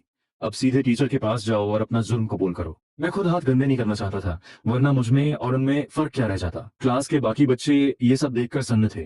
किसी की सांस लेने तक की हिम्मत नहीं हो रही थी। ये सब इतनी तेजी से बदला कि सताने वाले खुद ही सरेंडर करने चले गए। मैं सहमे हुए बावियों को लेकर उन्हें स्टाफ रूम में जाते हुए देखता रहा। फिर वहां से रोने धोने और टीचर्स के गुस्से की आवाजें आने लगी। उन लड़कियों का अंजाम आ चुका था। सबको स्कूल से निकाल रिस्ट्रिक्टेड दिया गया। जब बावियू बाहर आया तो उसे सब एक सपने जैसा लग रहा था। वो की छात्र, क्या मैं सपना देख रहा हूँ? हम क्लास में वापस नहीं गए, बल्कि स्कूल के मैदान में आ गए। बधाई हो बायू, तुमने अपने दिल के उस बुरे सपने को हमेशा के लिए खत्म कर दिया। नहीं, बायू ने सिर हिलाया। ये सब मैंने नहीं, वो छात्र ने किया है। हम दोनों पूरे दिन घास पर लेटे रहे। स्कूल खत्म होने के बाद मैंने अपने दोस्त को अलविदा कहा और घर की तरफ निकल पड़ा। जैसे ही मैं घर के दरवाजे पर पहुंचा और उसे खोलने ही वाला था कि पास से एक जानी पहचानी आवाज आई। अरे ओकी, तुम अभी घर लौटे हो क्या? ये वही यूर जैसी पर थोड़ी मैच्योर आवाज थी। मिलिया दी, जिन्हें मैं सुबह मिला था। नमस्ते मिलिया दी। मैंने मुकर अपनी पड़ोसी मिक्स्ड ब्यूटी को देखा। वो अपनी नीली आंखों से मुझे निहार रही थी। नन्हे वो की, क्या तुम मेरे घर आना चाहोगे? मिलिया ने मुस्कुराते हुए मुझे इनवाइट किया। ये शायद ठीक नहीं होगा, मैं हिचकिचाते हुए कहा। इसमें गलत क्या है? मेरी बेटी भी घर पे है, शायद तुम दोनों दोस्त बन जाओ। इतना कहकर उसने जबरदस्ती मेरा हाथ पकड़ा और मुझे अपने घर के अंदर ले गई। आंख खुली तो देखा कि मैं अपनी क्लासमेट की माँ की बाहों में हूँ। उस मैच्योर लेडी की खूबसूरती को करीब से देखकर मेरा गला सूखने लगा। वो उठी और मेरे सामने ही कपड़े बदलने लगी। मेरी क्लासमेट ये सब देखकर नाराज नहीं हुई, बल्कि वो चाहती थी कि हम तीनों साथ सोएं। आखिर मुझे बॉन्ड सकेबस की बॉडी जो मिली थी, जो भी औरत मुझे देखती वो मेरी दीवानी हो जाती। नन्हे उठी, मेरे घर में तुम्हारा स्वागत है। मिलिया दी, मुझे लगता है मुझे घर चलना चाहिए, वरना लिंग दी आ जाएंगी। अगर उन्हें पता चला कि मैं किसी और औरत के घर गया हूं तो वो मेरा क्या हाल करेंगी, मैं सोच भी नहीं सकता। क्या तुम डर रहे हो? मैं जितना जल्दी में था, वो मैच्योर लेडी मुझे उतना ही रोक रही थी। बिल्कुल नहीं। इसका मतलब तुम सच में डरे हुए हो? ऐसी बात भी नहीं है। तो फिर इतनी जल्दी क्या है? इतना कहकर वो मुझे घसीट कर अपने लिविंग रूम में ले गई। देखो मेरा घर कैसा लगा। उनका घर भी लिंडे के घर जैसा ही था, क्योंकि लेआउट एक जैसा था। एक पल के लिए मुझे लगा कि मैं गलत दरवाजे से अंदर आ गया हूँ। क्या वो लिंडी मुझसे ज्यादा बेहतर है? वो सवाल पे सवाल दाग रही थी और मेरे काफी करीब आ गई। ये मैं नहीं जानता। मैंने अनजान बनने का नाटक किया है। क्या सोच रहे हो? उसके होंठ मेरे कान के पास थे और उसकी खिलखिलाहट गूंज रही थी। कुछ नहीं सोच रहा। सच में? या फिर तुम? मिलिया दी ने मुझे गौर से देखा और मुस्कुरा दी। दीदी, क्या आप मुझसे थोड़ा दूर हो सकती हैं? ये माहौल थोड़ा अजीब हो रहा है। मुझे लगा कि अगर मैंने दूरी नहीं बनाई तो मैं खुद पर कंट्रोल खो दूंगी। नहीं, उनके चेहरे पर एक शरारती मुस्कान थी और आंखों में चमक। मिया दी, अगर किसी ने हमें गलत समझ लिया तो अच्छा नहीं होगा, मैंने खुद को संभालते हुए कहा। वो हंसी और मेरी बात को हवा में उड़ा दिया। वैसे भी मैं कुछ खास नहीं करने वाली। मैं तो बस तुम्हें फल खिलाना चाहती हूँ। फल खिलाने के लिए इस पोजीशन की क्या जरूरत है? साधारण तरीके से खिलाने की जरूरत नहीं है। पर जब मैं खुद खिलाना चाहती हूँ तो बात अलग है। आपका मतलब सच में फल ही है ना? बेशक। तुम्हारे दिमाग में और क्या चल रहा है? उसकी मुस्कान और गहरी हो गई। तभी जैसे जादू से उसके हाथ में पाइनएप्पल्स अनानास की प्लेट आ गई। फल देखकर मैंने चैन की सांस ली। चलो मुंह खोलो। मम्मी, मुझे भूख लगी है। जैसे ही मीलिया खिलाने के लिए झुकी, एक लड़की सीढ़ियों से नीचे आई। उसकी उम्र लिन यूअर जितनी ही थी। उस लड़की ने अपनी माँ जैसी खास खूबसूरती तो नहीं पाई थी, पर वो काफी प्यारी थी। मम्मी, वो सीढ़ियों पर खड़ी होकर अपनी नींद भरी आंखें मल रही थी। अब सुनते ही मैं सोफा पर ऐसे दुबक गया कि मेरी सांस तक नहीं सुनाई दे रही थी। मम्मी, आप वहां नीचे क्या कर रही हैं? लड़की को थोड़ा शक हुआ। मैं योगा कर रही हूँ। मम्मी का वजन थोड़ा बढ़ गया है ना, इसलिए फिगर मेंटेन करना चाहती हूँ। पापा तो घर पे है नहीं, तो आप ये सब किसके लिए कर रही हैं? लड़की ने अपने बाल संवारे और अपनी माँ को थोड़ा अजीब नजरों से देखा, शायद किसी और के लिए। मिलिया ने एक शरारती अंदाज में जवाब दिया, मम्मी, आप आज बहुत अजीब बातें कर रही हैं। लड़की को माहौल में कुछ गड़बड़ लगी और वो नीचे आने लगी। आज मम्मी को अपनी पसंदीदा चीज मिल गई है। आपकी पसंद तो हमेशा 3 मिनट में बदल जाती है, मुझे तो आदत हो गई है। लड़की ने चिढ़ते हुए अपनी माँ को टोका। इस बार ऐसा नहीं है। इस बार मम्मी दिल से पसंद करती है। वो मैच्योर लेडी मुस्कुराई। वो अपनी बेटी को जवाब दे रही थी, पर उसका असली निशाना सोफे के नीचे छुपा हुआ मैं था। ठीक है मम्मी, आप जल्दी से कुछ खाने को दे दो।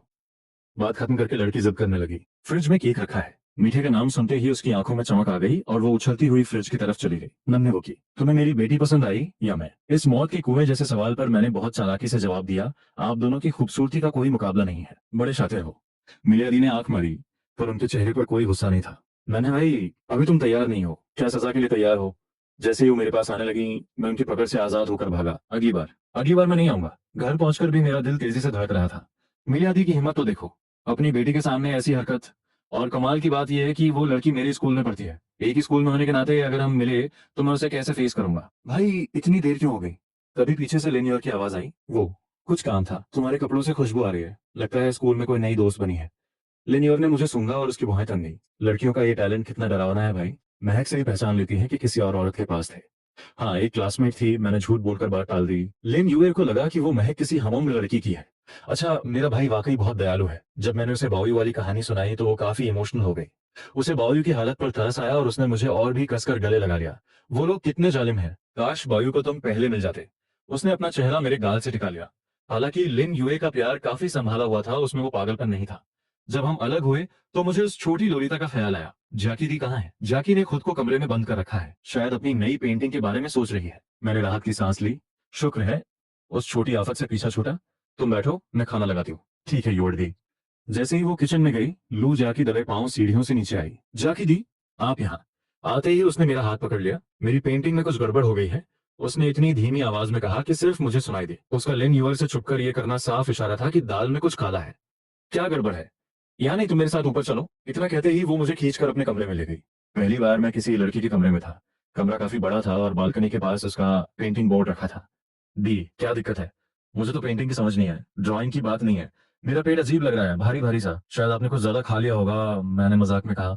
मेरा दिमाग उसकी बातों के साथ तालमेल नहीं बिठा पा रहा था। नहीं, यहाँ से खून भी निकल रहा है। इतना कहकर उसने अचानक अपनी स्कर्ट उठा दी। मैं तो एकदम सुन्न हो गया। मैंने अपनी आंखें ऊपर की तरफ कर ली। दाई, ये आपको पीरियड मासिक धर्म आया है। असल में लू जियाकी में कॉमन सेंस की कमी थी, इसलिए उसे ये कोई बड़ी बीमारी लग रही थी, पीरियड। पर मेरा कोई कजिन रिश्तेदार तो अभी आने वाला नहीं था। उसकी समझ वाकई दुनिया से अलग थी। वो वाले रिश्तेदार नहीं, ये औरतों के साथ हर महीने होता है। मुझे लगने लगा था कि अब मैं भी पागल हो जाऊंगा। मैं एक लड़की को पीरियड के बारे में समझा रहा था।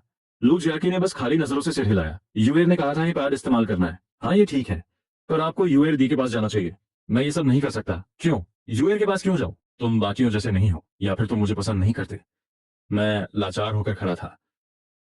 तभी कमरे के दरवाजे पर जोर जोर से खटखटाहट हुई। लू जाकी, दरवाजा खोलो। क्या वूकी तुम्हारे कमरे में है? लिन यूअर की आवाज में बहुत गुस्सा था। जाकी दी, जल्दी से इसे पहनिए। शुक्र है कि दरवाजा अंदर से बंद था। अगर लिन यूअर अचानक अंदर आ जाती और ये मंजर देखती तो वो अपने यानदरे रूप से भी ज्यादा खतरनाक हो जाती। मैंने सबसे पहले उसकी स्कर्ट वापस नीचे की। तुम लोग पक्का अंदर ही हो। अंदर से आवाज सुनकर लिन यूअर और भड़क गई। दाई, जल्दी कीजिए वरना देर हो जाएगी। पर लू जाकी ने मेरी बात नहीं मानी, बल्कि उसने मेरे सिर को पकड़कर नीचे की तरफ खींच लिया। अरे जाकी दी, ये क्या कर रही हैं? उसके शरीर की भीनी महक मेरे चारों तरफ थी। पसंद आया? उसने बड़ी मासूमियत से पूछा। जैसे उसे पता ही ना हो कि बाहर क्या तूफान खड़ा है। मैं पसीने से तरबतर हो चुका था। लू जाकी, दरवाजा खोलो वरना मैं सच में गुस्सा हो जाऊंगी। दरवाजे के बाहर लिन यूएर का सब्र जवाब दे रहा था। 1 मिनट, मैं खोल रहा हूँ। मैं झटपट उसकी स्कर्ट से बाहर निकला, सब कुछ ठीक किया और दरवाजा खोला। लिन यूएर ठंडे चेहरे के साथ अंदर आई। पहले मुझे घूरा, फिर शक भरी नजरों से जाकी को देखा। तुम लोग यहाँ क्या कर रहे थे? कुछ नहीं दी, मैंने झूठ बोला, वरना वो यहीं फट जाती। हमने कोई बुरा काम नहीं किया। मैं तो बस भाई से कह रही थी कि ये पैड लगाने में मेरी मदद करे। लू जैकी ने बड़ी सादगी से वो पैड बाहर निकाल कर दिखा दिया। ये कोई बुरा काम नहीं है। तुम्हें सच में लड़के लड़की की मर्यादा का कुछ नहीं पता। लिन यूअर का चेहरा उतर गया। उसे अपनी इस बेवकूफ सहेली पर गुस्सा भी आ रहा था और शर्मिंदगी भी। तो वो की, क्या तुमने सच में मदद की? बिल्कुल नहीं, मैंने मना कर दिया था। मैंने घबराते हुए सफाई दी और बार बार जियाकी को आंख मारी कि कुछ न बोले। भाई को पता चल गया था कि मैंने बदल लिया है, इसलिए बात आगे नहीं बढ़ी। मैं चाहता था कि वो चुप रहे, पर वो तो सब सच उगल रही थी। तुम पागल हो, सुबह मैंने खुद तुम्हें बदल कर दिया था। लिन यूएर अचानक रुकी। रुको, भाई को कैसे पता चला कि तुमने बदल लिया है? वो दाई ने खुद बताया था। आप गलत मत समझिए। उस वक्त मुझे सच में डर लग रहा था कि लिन यूएर अपना आपा खो देगी। मुझे लग रहा है तुम मुझसे कुछ छुपा रहे हो। बात को आगे बढ़ने से रोकने के लिए मैंने आगे बढ़कर उसका हाथ थाम लिया। यूअर दाई, वैसा कुछ नहीं है जैसा आप सोच रही हैं। ठीक है, इस बार छोड़ रही हूँ। अगली बार कोई बुरा काम चोरी छिपे नहीं होना चाहिए। यूअर तो बहुत कंजूस हो। इतना कहकर लू जैकी वापस अपनी पेंटिंग के पास चली गई। उसने अपना मिशन हक बाय क्लोज कांटेक्ट पूरा कर लिया था और मन ही मन खुश थी। चलो भाई, अब खाना खाते हैं। मानना पड़ेगा, लिन यूअर के हाथ के खाने का स्वाद उसकी माँ जैसा ही लाजवाब था। आज सिर्फ हम 3 ही थे, क्योंकि लिंग डी ने कॉल किया था कि वो देर से आएंगी। खाना खाकर मैं सोने चला गया। जैसे ही मैं बिस्तर पर लेटने की तैयारी कर रहा था, दरवाजे पर दस्तक हुई। मैंने खोलकर देखा तो लिंग दी वहां खड़ी थी। उन्होंने गहरे लाल रंग की सिल्क नाइटी पहनी थी और उनके बाल खुले हुए थे, जो उन्हें और भी ज्यादा मैच्योर और अट्रैक्टिव बना रहे थे। लिंग दी, मैं बस सोने ही वाला था। तो क्या दीदी तुम्हारे साथ सो सकती है? उन्होंने बिस्तर पर बैठते हुए बड़ी नजाकत से पूछा। नहीं दीदी, मुझे लगता है मेरी नींद अचानक गायब हो गई है। अगर मैं उनके साथ सो गया तो आगे क्या होगा इसका अंदाजा लगाना मुश्किल नहीं था। अच्छा, नींद नहीं आ रही? तो फिर दीदी के पैरों की मालिश कर दूं? इतना कहकर वो मेरे सामने ही बिस्तर पर लेट गई। मैं आज बहुत थक गई हूँ, मुझे सच में एक अच्छे मसाज की जरूरत है। मालिश, इसका मतलब मुझे उन्हें छूना होगा। यूडी से क्यों नहीं कहती? मैंने हिचकिचाते हुए पूछा। नहीं, मुझे सिर्फ तुमसे ही करवानी है। अब देर मत करो, जल्दी आओ। मैंने थूक गटका। इस वक्त वो वाकई बहुत कातिलाना लग रही थी। अगले दिन मैं अपनी आंखों के नीचे डार्क सर्कल्स लेकर उठा। कल रात लिंग दी की मालिश करना मेरे लिए किसी मीठे टॉर्चर से कम नहीं था। शुक्र है कि मालिश के बाद उन्होंने कोई और हरकत नहीं की, पर मेरी नींद तो उड़ ही चुकी थी। अगले कुछ दिन काफी शांत रहे। स्कूल में मैं बायू और चैन चांचू के साथ वक्त बिताता और घर पर कभी लू जाकी की मासूम शरारतें होती तो कभी माँ बेटी का दुलार। मुझे अपनी पावर्स इस्तेमाल करने की जरूरत नहीं पड़ी। आज फ्राइडे था और स्कूल आधा घंटा जल्दी खत्म हो गया। मैं अपनी तय जगह पर खड़ा था, पर वहां लिंग दी की माजराती कार कहीं नहीं दिख रही थी। मेरे पास फोन भी नहीं था, क्योंकि लिंगी का मानना था कि फोन होने से दूसरी बुरी औरतें मुझसे कांटेक्ट करने की कोशिश करेंगी। फोन न होने से मैं किसी से बात नहीं कर पा रहा था, पर इसका नुकसान ये था कि अब मैं फंस गया था। पैदल ही चलते हैं, मैंने सोचा। घर यहाँ से बस 3 किलोमीटर दूर था, यानी आधे घंटे का रास्ता। हफ्ते भर आने जाने की वजह से मुझे रास्ता याद हो गया था। मैं एक पतली गली से निकलकर रेड लाइट वाले चौराहे पर पहुंचा ही था कि एक जानी पहचानी शख्सियत से सामना हुआ। वो चेन परिवार की इकलौती वारिस चेन सीयू थी। मैंने उसके सिर पर लेबल्स देखे, rich Harris, highly guarded, loyalty Sikar. मैं उससे दूर रहना चाहता था क्योंकि हमारा कोई मेल नहीं था, पर उसने खुद बात शुरू की। नमस्ते ऊकी छात्र, क्या तुम्हें याद है? मुझे यकीन नहीं हुआ कि चैन सीयू मेरा नाम जानती है। आपको मेरा नाम कैसे पता? इससे पहले कि वो जवाब देती, वहां अचानक एक बिना नंबर प्लेट वाली वैन आकर रुकी। उसमें से 7-8 नकाबपोश गुंडे निकले और पलक झपकते ही हम दोनों को किडनैप करके ले गए। एक पुरानी खंडहर फैक्ट्री में मुझे और चैन सीयू को रस्सियों से कुर्सियों पर बांध दिया गया था। इतने बड़े खतरे के बावजूद चैन सीयू का चेहरा एकदम शांत था। क्या आपको डर नहीं लग रहा? मुझे इसकी आदत है। ऊंचे मुकाम पर होने के साथ ही खतरे भी आते हैं। वो शहर के सबसे बड़े खानदान से थी, इसलिए वो पत्थर की तरह सख्त और बेखौफ थी। वो की, तुम भी तो हवाई में नहीं लग रहे। क्योंकि मेरा और आपका मामला अलग है, मेरा कोई रईस बैकग्राउंड नहीं है। पर क्या तुमने गौर किया, इन लोगों ने अपने चेहरे नहीं छुपाए हैं। मुझे पिछली जिंदगी की खबरें याद आई। आमतौर पर स्नैपर्स अपनी पहचान छुपाते हैं, सिवाय तब जब उनका इरादा सामने वाले को जान से मारने, एनकाउंटर बाय मर्डर का हो। वो नहीं चाहते कि कोई गवाह बचे। ये कोई मामूली किडनैपिंग नहीं थी। अगर ये सिर्फ पैसों के लिए होती तो उसके परिवार के लिए कोई बड़ी बात नहीं थी, पर यहाँ इरादे कुछ और ही लग रहे थे। रसूख यहाँ काम नहीं आने वाला था। फिर भी चेन सियू बिल्कुल नहीं डरी, बल्कि वो मेरी तरफ देख रही थी जैसे मेरे चेहरे पर खौफ तलाश रही हो। हालात वाकई बुरे हैं, पर आपकी सिक्योरिटी में इतनी बड़ी चूक कैसे हुई? वो की, तुम वाकई मेरी तरह ही हो, अपनी जान की परवाह न करने वाले। मैं कुछ कहना चाहता था पर रुक गया। मैं देख सकता था कि उसे अपनी जान से कितना मोह कम था, शायद उसके अतीत की वजह से। पर मैं अपना हुक्म का इक्का भी नहीं दिखा सकता था। ये पावर्स एंड मौके पर ही इस्तेमाल करनी थी। मेरी सिक्योरिटी फेल क्यों हुई? साफ है मुझे धोखा दिया गया है। ये गुंडे मेरे ही अपने बॉडीगार्ड्स हैं। चंजी, आपकी जिंदगी भी कितनी मुश्किल है। मुझे अपनी वजह से उसे खतरे में देखकर बुरा लग रहा था, पर उसने उल्टा मुझे ही सांत्वना दी। तभी किडनैपर्स का बॉस अंदर आया। माफी चाहते हैं मिस, हम तो बस ऑर्डर्स फॉलो कर रहे हैं। उस हट्टे कट्टे आदमी ने चंद सीईओ के सामने सिर झुकाया। मुझे अंदाजा लगाने दो, ये मेरे उस निकम्मे भाई की चाल है ना? आप एकदम सही कह रही हैं मिस। हम हमेशा से बड़े साहब के वफादार रहे हैं। चैन सीयू पहली बार हंसी, पर वो एक कड़वी हंसी थी। हम तो बस मोहरे हैं, हमें ऊपर का हुक्म मानना पड़ता है। गुंडे ने एक नकली माफी मांगी। उसे पता था कि चैन सीयू एक अच्छी मालिक रही है, पर हालात मजबूर कर देते हैं। क्या तुम इसे वो की छोड़ सकते हो? इसका इस जंग से कोई लेना देना नहीं है। माफी चाहते हैं, बड़े साहब का हुक्म है कि इसे एक एक्सीडेंट दिखाना है, और ये लड़का बलि का बकरा बनने के लिए सबसे सही है। ये पूरी किडनैपिंग एक सोची समझी साजिश थी, ताकि सारा इल्जाम एक अजनबी पर मोड़ दिया जाए। मैं समझ गया कि चैन सीयू से मिलते ही मैं एक गहरे और खूनी दलदल में उतर चुका हूँ। किस्मत को दोष दो भाई, आज तुम्हारा दिन नहीं है, गुंडे ने सपाट आवाज में कहा। असल में तुम लोग एक बहुत बड़ी गलती कर रहे हो। मैंने उसकी बात काटी। क्या? गुंडे का दिल अचानक धड़का। उसने दोबारा मुझे गौर से देखा। चैन जी का मुझसे मिलना उनकी खुशकिस्मती है, पर मुझे चुनना तुम्हारी सबसे बड़ी गलती है। चालाकी मत करो, तुम बच नहीं सकते। गुंडे को एक अनजाना डर सताने लगा। इतने उग्र क्यों हो रहे हो? शायद तुम अपना हुक्म भूल चुके हो और अब बस हमें आजाद करना चाहते हो। इतना कहकर मैंने हिप्नोसिस शुरू किया। मैं अभी आपकी रस्सियां खोलता हूँ। जैसे ही मैंने हुक्म दिया, वो गुंडा मेरे पास आया और उसने हम दोनों के हाथ पांव खोल दिए। आजाद होते ही चैन सियो की आंखों में हैरानी साफ दिख रही थी। उसे पता था कि ये लोग अपने हुक्म के कितने पक्के थे। बॉस, आप ये क्या कर रहे हैं? इन्हें जाने मत दीजिए, वरना सजा मिलेगी। पीछे खड़े चेले चिल्लाते हुए आगे आए और रास्ता रोक लिया। वो कि क्या अब हम जिगरी यार, लाइफ एंड डेथ फ्रेंड्स बन गए हैं? हमें बस मुसीबत के साथ ही कहना चाहिए। मैं इसकी बात को सही किया। चेंसियो ने फैक्ट्री वाली बात पर कोई सवाल नहीं किया। उसे पता था कि मेरे पास कुछ राज है। क्या तुम्हें घर का रास्ता पता है? नहीं, मैं मान में आया था। बस इतना याद है कि जंगल और पत्थरों वाला रास्ता था। ये शहर का बाहरी इलाका है, पहले शहर की तरफ चलते हैं। इतना कहकर चेंसियो ने मेरा हाथ थाम लिया। हम आधे घंटे तक जंगल और पक्की सड़कों पर पैदल चलते रहे। हैरानी की बात थी कि उसने एक बार भी थकने की शिकायत नहीं की। शायद सुरक्षित होने का एहसास उसे ताकत दे रहा था। अब घर कैसे जाओगे? एक टैक्सी ले लूंगा। शाम ढल रही थी। अगर मैं अभी टैक्सी लेकर निकला तो घर वाले सवाल नहीं करेंगे। क्या तुम मेरे साथ एक जगह चल सकते हो? चेंसियो ने मेरा हाथ अभी भी कसकर पकड़ा हुआ था। बस आगे एक फूड स्ट्रीट है। मैं थोड़ा हिचकिचाया। अगर और देर हुई तो घर पर बवाल हो जाएगा। वो की, क्या तुमने सिंड्रेला सिंड्रेला की कहानी सुनी है? इतना कहकर उसने मेरा हाथ छोड़ा और सड़क की लाइट के नीचे एक चक्कर लगाया। उसकी स्लेटी रंग की ड्रेस सुनहरी चमकने लगी और उसके चेहरे पर एक मासूम मुस्कान आ गई। उसकी रईसी वाला अंदाज गायब हो चुका था। अब वो बस एक साधारण लड़की लग रही थी। वाकई राजकुमारी अब सिंड्रेला बन गई है, मैंने उसे देखकर कहा। अपनी फैमिली की वजह से उसे कभी आम जिंदगी जीने का मौका नहीं मिला था। आज मैं अपनी रूह की गहराई से बस एक आम इंसान बनकर रहना चाहती हूँ। वो रुकी और उसका चेहरा थोड़ा उदास हो गया। तो क्या तुम मेरी इस छोटी सी ख्वाहिश को पूरा करने में मेरा साथ दोगे? उसने अपनी हथेली मेरे सामने फैलाई। जरूर। एक लड़की की इतनी सच्ची गुजारिश को मैं ठुकरा नहीं सका। आज तुमसे मिलना मेरी जिंदगी की सबसे बड़ी खुशनसीबी है। वो धीरे से मेरे करीब आई और मेरा हाथ थामा। ऑफिस छूटने का वक्त था, इसलिए बाजार में काफी भीड़ थी। चंचू बच्चों की तरह खुश थी, जैसे वो बरसों की कसर आज ही पूरी कर लेना चाहती हो। जब हम गली के आखिर में पहुंचे तो वहां एक छोटा सा स्टॉल था जो छोटी मोटी एक्सेसरीज बेच रहा था। क्योंकि मुझे एक तोहफा दो ना। उसकी आंखों की गहराई देखकर मैं मना नहीं कर पाया। ठीक है, ये वाला। उन रंग बिरंगी चीजों के बीच मुझे एक पिंक बो तितली वाला क्लिप पसंद आया। पैसे चुकाकर हम वहां से आगे बढ़े। वो कि इसे तुम ही मेरे बालों में लगा दो। आगे सड़क का एग्जिट था। चेंसियो अचानक रुकी और अपने लंबे बालों को ऊपर की तरफ समेटा। वो एक बहुत ही शालीन ग्रेसफुल अंदाज में मेरे आखिरी स्पर्श का इंतजार कर रही थी। मैंने धीरे से वो क्लिप उसके बालों में लगा दी। कैसी लग रही हूँ? उसने अपना सिर थोड़ा सा हिलाया और उम्मीद भरी नजरों से पूछा। बहुत सुंदर। ये सफेद रंग मेरी दी हुई निशानी के साथ और भी खिल रहा है। इतना ही काफी है। पर अब सिंड्रेला को वापस राजकुमारी बनना होगा। उसकी नजरों में फिर से वही गंभीरता आ गई। एक पल में वो मासूम लड़की फिर से ताकतवर खानदान की वारिस बन गई। पास खड़ी ब्लैक रोज रॉयस की तरफ बढ़ते हुए उसने अलविदा कहा। राजकुमारी से सिंड्रेला और फिर राजकुमारी, वाकई जादुई है।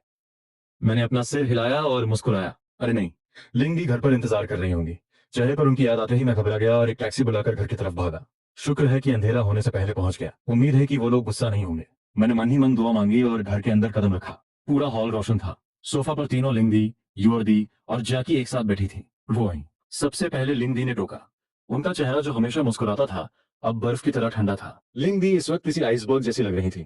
सिर्फ लू जैकी ने अपना मुंह फुला रखा था, जो गुस्से से ज्यादा क्यूट लग रहा था। वो, आप लोग मेरा इंतजार मत कीजिए, मैंने बाहर खा लिया है। मैंने मेज पर रखे खाने को देखा। सब कुछ वैसा का वैसा रखा था और अब ठंडा पड़ चुका था। साफ था कि सब मेरा इंतजार कर रहे थे। दूसरी बातें बाद में, वो की पहले यहाँ आओ। लिंगदी की आवाज में वो गर्माहट नहीं थी, बल्कि एक भारीपन था। मुझे पता था कि अब माफी मांगना ही एकमात्र रास्ता है। लिंगदी, मुझसे गलती हो गई। बताओ, क्या गलती की है? युवती ने अपने हाथ बांध रखे थे और वो अभी भी काफी सख्त दिख रही थी। मुझे बाहर नहीं रुकना चाहिए था और आप सबको इंतजार नहीं कराना चाहिए था। मैंने सिर झुका लिया, उनकी आंखों में देखने की हिम्मत नहीं थी। वैसे भी आज जो हुआ वो मैं सच सच नहीं बता सकता था, क्योंकि वो किसी भी पागलपन से कम नहीं था। तुम्हें अंदाजा भी है कि मैं कितनी परेशान थी। मेरी माफी सुनकर लिंगदाई का चेहरा थोड़ा नरम पड़ा। उनका गुस्सा फिक्र और ममता में बदल गया था। हमें इतना डराने के बाद क्या तुम्हें अपनी गलती का एहसास है? तभी युवरडाई ने बात काटी। हालांकि वो भी नाराज थी, पर उसकी आंखों में एक अजीब सी चमक थी। यूएलडी, मुझे माफ कर दीजिए। अब से मैं हमेशा वक्त पे आऊंगा। और मेरा क्या? लू जियाकी ने भी मासूमियत से अपनी तरफ इशारा किया। जियाकी दी, आपको भी आगे से परेशान नहीं करूंगा। मेरा एटीट्यूड एकदम शरीफों वाला था। चलो, अगर तुम दिल से माफी मांग रहे हो तो ठीक है, पर हमें इतना परेशान करने की सजा तो मिलेगी ही। लिंगडी ने अचानक अपनी चाल बदली और उनके चेहरे पर एक शरारती मुस्कान आ गई। यूर, बताओ, जब तुम बचपन में देर से आती थी तो मैं क्या सजा देती थी? मम्मी, अब वो पुरानी बातें मत छेड़िए। यूएलडी अचानक झिंक गई, जैसे उसका कोई काला इतिहास खुलने वाला हो। शायद पिटाई स्पैंकिंग होती थी। लिंगडी ने ऐसे नाटक किया जैसे उन्हें अभी याद आया हो। मम्मी, बस भी कीजिए। अपनी बेइज्जती होते देख युवती कहीं चुप जाना चाहती थी। लिंगडी, आप मजाक कर रहे हैं ना? मुझे ऐसी सजा नहीं चाहिए। बिल्कुल मजाक नहीं है। वो कि इधर आओ। उन्होंने फिर से सख्त होने का नाटक किया। मम्मी, अपनी ये बचकानी हरकतें बंद कीजिए। युवती ने साफ मना कर दिया। ठीक है, अगर युवर को मंजूर नहीं है तो सजा का तरीका बदल देते हैं। लिंगडी मुस्कुराई और अपनी बाहें फैला दी। अगले ही पल उन्होंने मुझे अपनी बाहों में ऐसा भींचा कि मेरा दम ही निकल गया। मेरा चेहरा उनकी छाती में दब चुका था। ये तुम्हारी सजा है। अब यहीं रहकर अपनी गलती का पछतावा करो। मम्मी, अब छोड़ भी दीजिए, भाई को घुटन हो रही है। युवती ने जब मुझे उनकी बाहों में जकड़े देखा तो उसकी आवाज में जलन जलसी साफ झलक रही थी। हाँ, चलो इस बार माफ किया। अपनी बेटी की जलन को नजरअंदाज करते हुए लिंगडी उठी और अपने कमरे की तरफ चली गईं। भाई, मेरे पास आकर बैठो। मैं युवरदी के पास जाकर बैठ गया। ये देखकर युवरदी के होठों पर एक प्यारी सी मुस्कान आ गई, पर उसने तुरंत उसे छुपा लिया। अब सच बताओ, किसके साथ इतनी देर तक बाहर थे कि घर की याद ही नहीं रही? मजबूरी में मुझे बायू को ढाल बनाना पड़ा। मैंने उसे समझाया कि बायू काफी डरा हुआ रहता है और उसकी मानसिक हालत सुधारने के लिए मैं उसके साथ रुक गया था। युवरदी फिर भी खुश नहीं थी। उसने मुझे डांटा और कहा कि आगे से मैं दूसरों पर अपनी ये ममता और नमी ना लुटाऊं। वो जानती थी कि मेरा चार्म ऐसा है कि कोई भी लड़का या लड़की मुझ पर फिदा हो सकता है। सच तो ये था कि बाबू का दिल मैं पहले ही जी चुका था। आखिर में बहुत सारी पाबंदियों, अनफेयर ट्रीटीज पर साइन करने के बाद ही मुझे कमरे में जाने मिला। रात को आंख खुली तो देखा कि मैं अपनी क्लासमेट की माँ की बाहों में हूँ। उस मैच्योर लेडी की खूबसूरती को देखकर मेरी धड़कनें बढ़ गईं। वो जागी और मेरे गाल पर किस करने के बाद मेरे सामने ही कपड़े बदलने लगी। उसकी गोरी पीठ देखकर मैं शर्मा गया और सीधे बाथरूम भागा।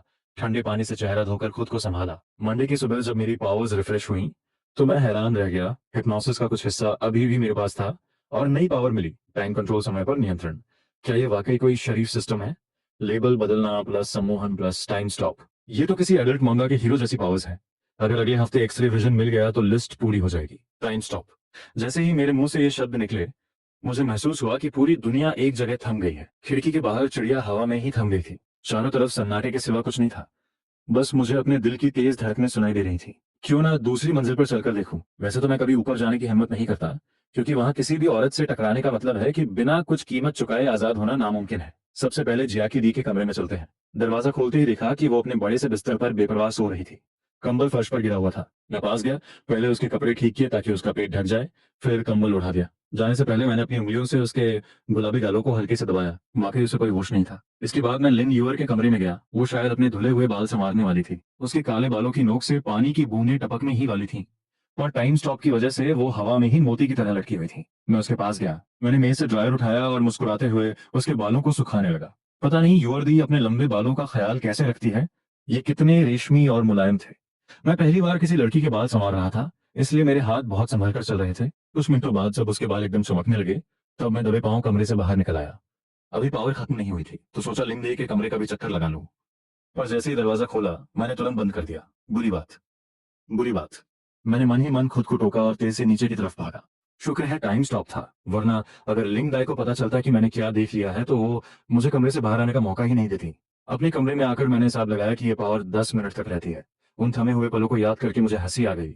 युवड़ी बाद में कितनी हैरान होगी। अभी एक बार और टाइम स्टॉप करने का मौका बचा था, जो मैंने स्कूल के लिए बचा कर रखा। जैसे ही स्कूल पहुंचा, किसी ने मेरे कंधे पर हाथ रखा। मुड़कर देखा तो चेन शियू थी। शियू छात्र, गुड मॉर्निंग। पर मेरी बात अधूरी ही रह गई, क्योंकि उसने मेरा मुंह दबा दिया। ऊंची, क्या तुम हमारा वादा भूल गए? उसका शरीर मुझसे सट गया था। उसकी उंगलियां मेरी गर्दन पर रेंग रही थीं और जानबूझकर मेरे एडम्स एप्पल के पास खेल रही थी। अपना मनचाहा नाम सीयू सुनकर ही उसने मुझे छोड़ा। पिछले हफ्ते वाले उस गुंडे का क्या हुआ? क्या आपने उसे ढंग से निपटा दिया?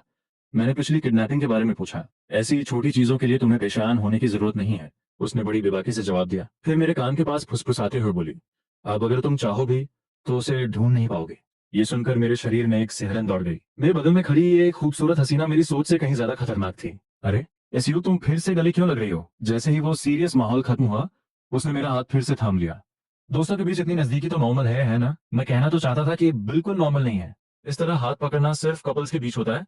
पर वो अभी अभी शांत हुई थी, इसलिए मैं उसे और भड़काना नहीं चाहता था। चलो मैं तुम्हें तुम्हारी क्लास तक छोड़ देता हूँ। मैंने बीच का रास्ता निकाला ताकि वो चैन के अंशु से न टकरा जाए और कोई हंगामा ना हो। वुची, शायद तुम्हें गलतफहमी हुई है। चेन सीयू ने मुड़कर मेरी तरफ देखा और उसके होठों पर एक प्यारी सी मुस्कान आ गई। अब मैं पुरानी क्लास में नहीं हूँ। क्या तुम तुम मेरी ही क्लास में तो नहीं आ गई? मेरे दिल में एक बुरा सा ख्याल आया। मैं सन्न रह गया और मन ही मन डरने लगा। बधाई हो, तुम्हारा अंदाजा सही है। इनाम के तौर पर तुम मेरे बेंच पार्टनर बन गए।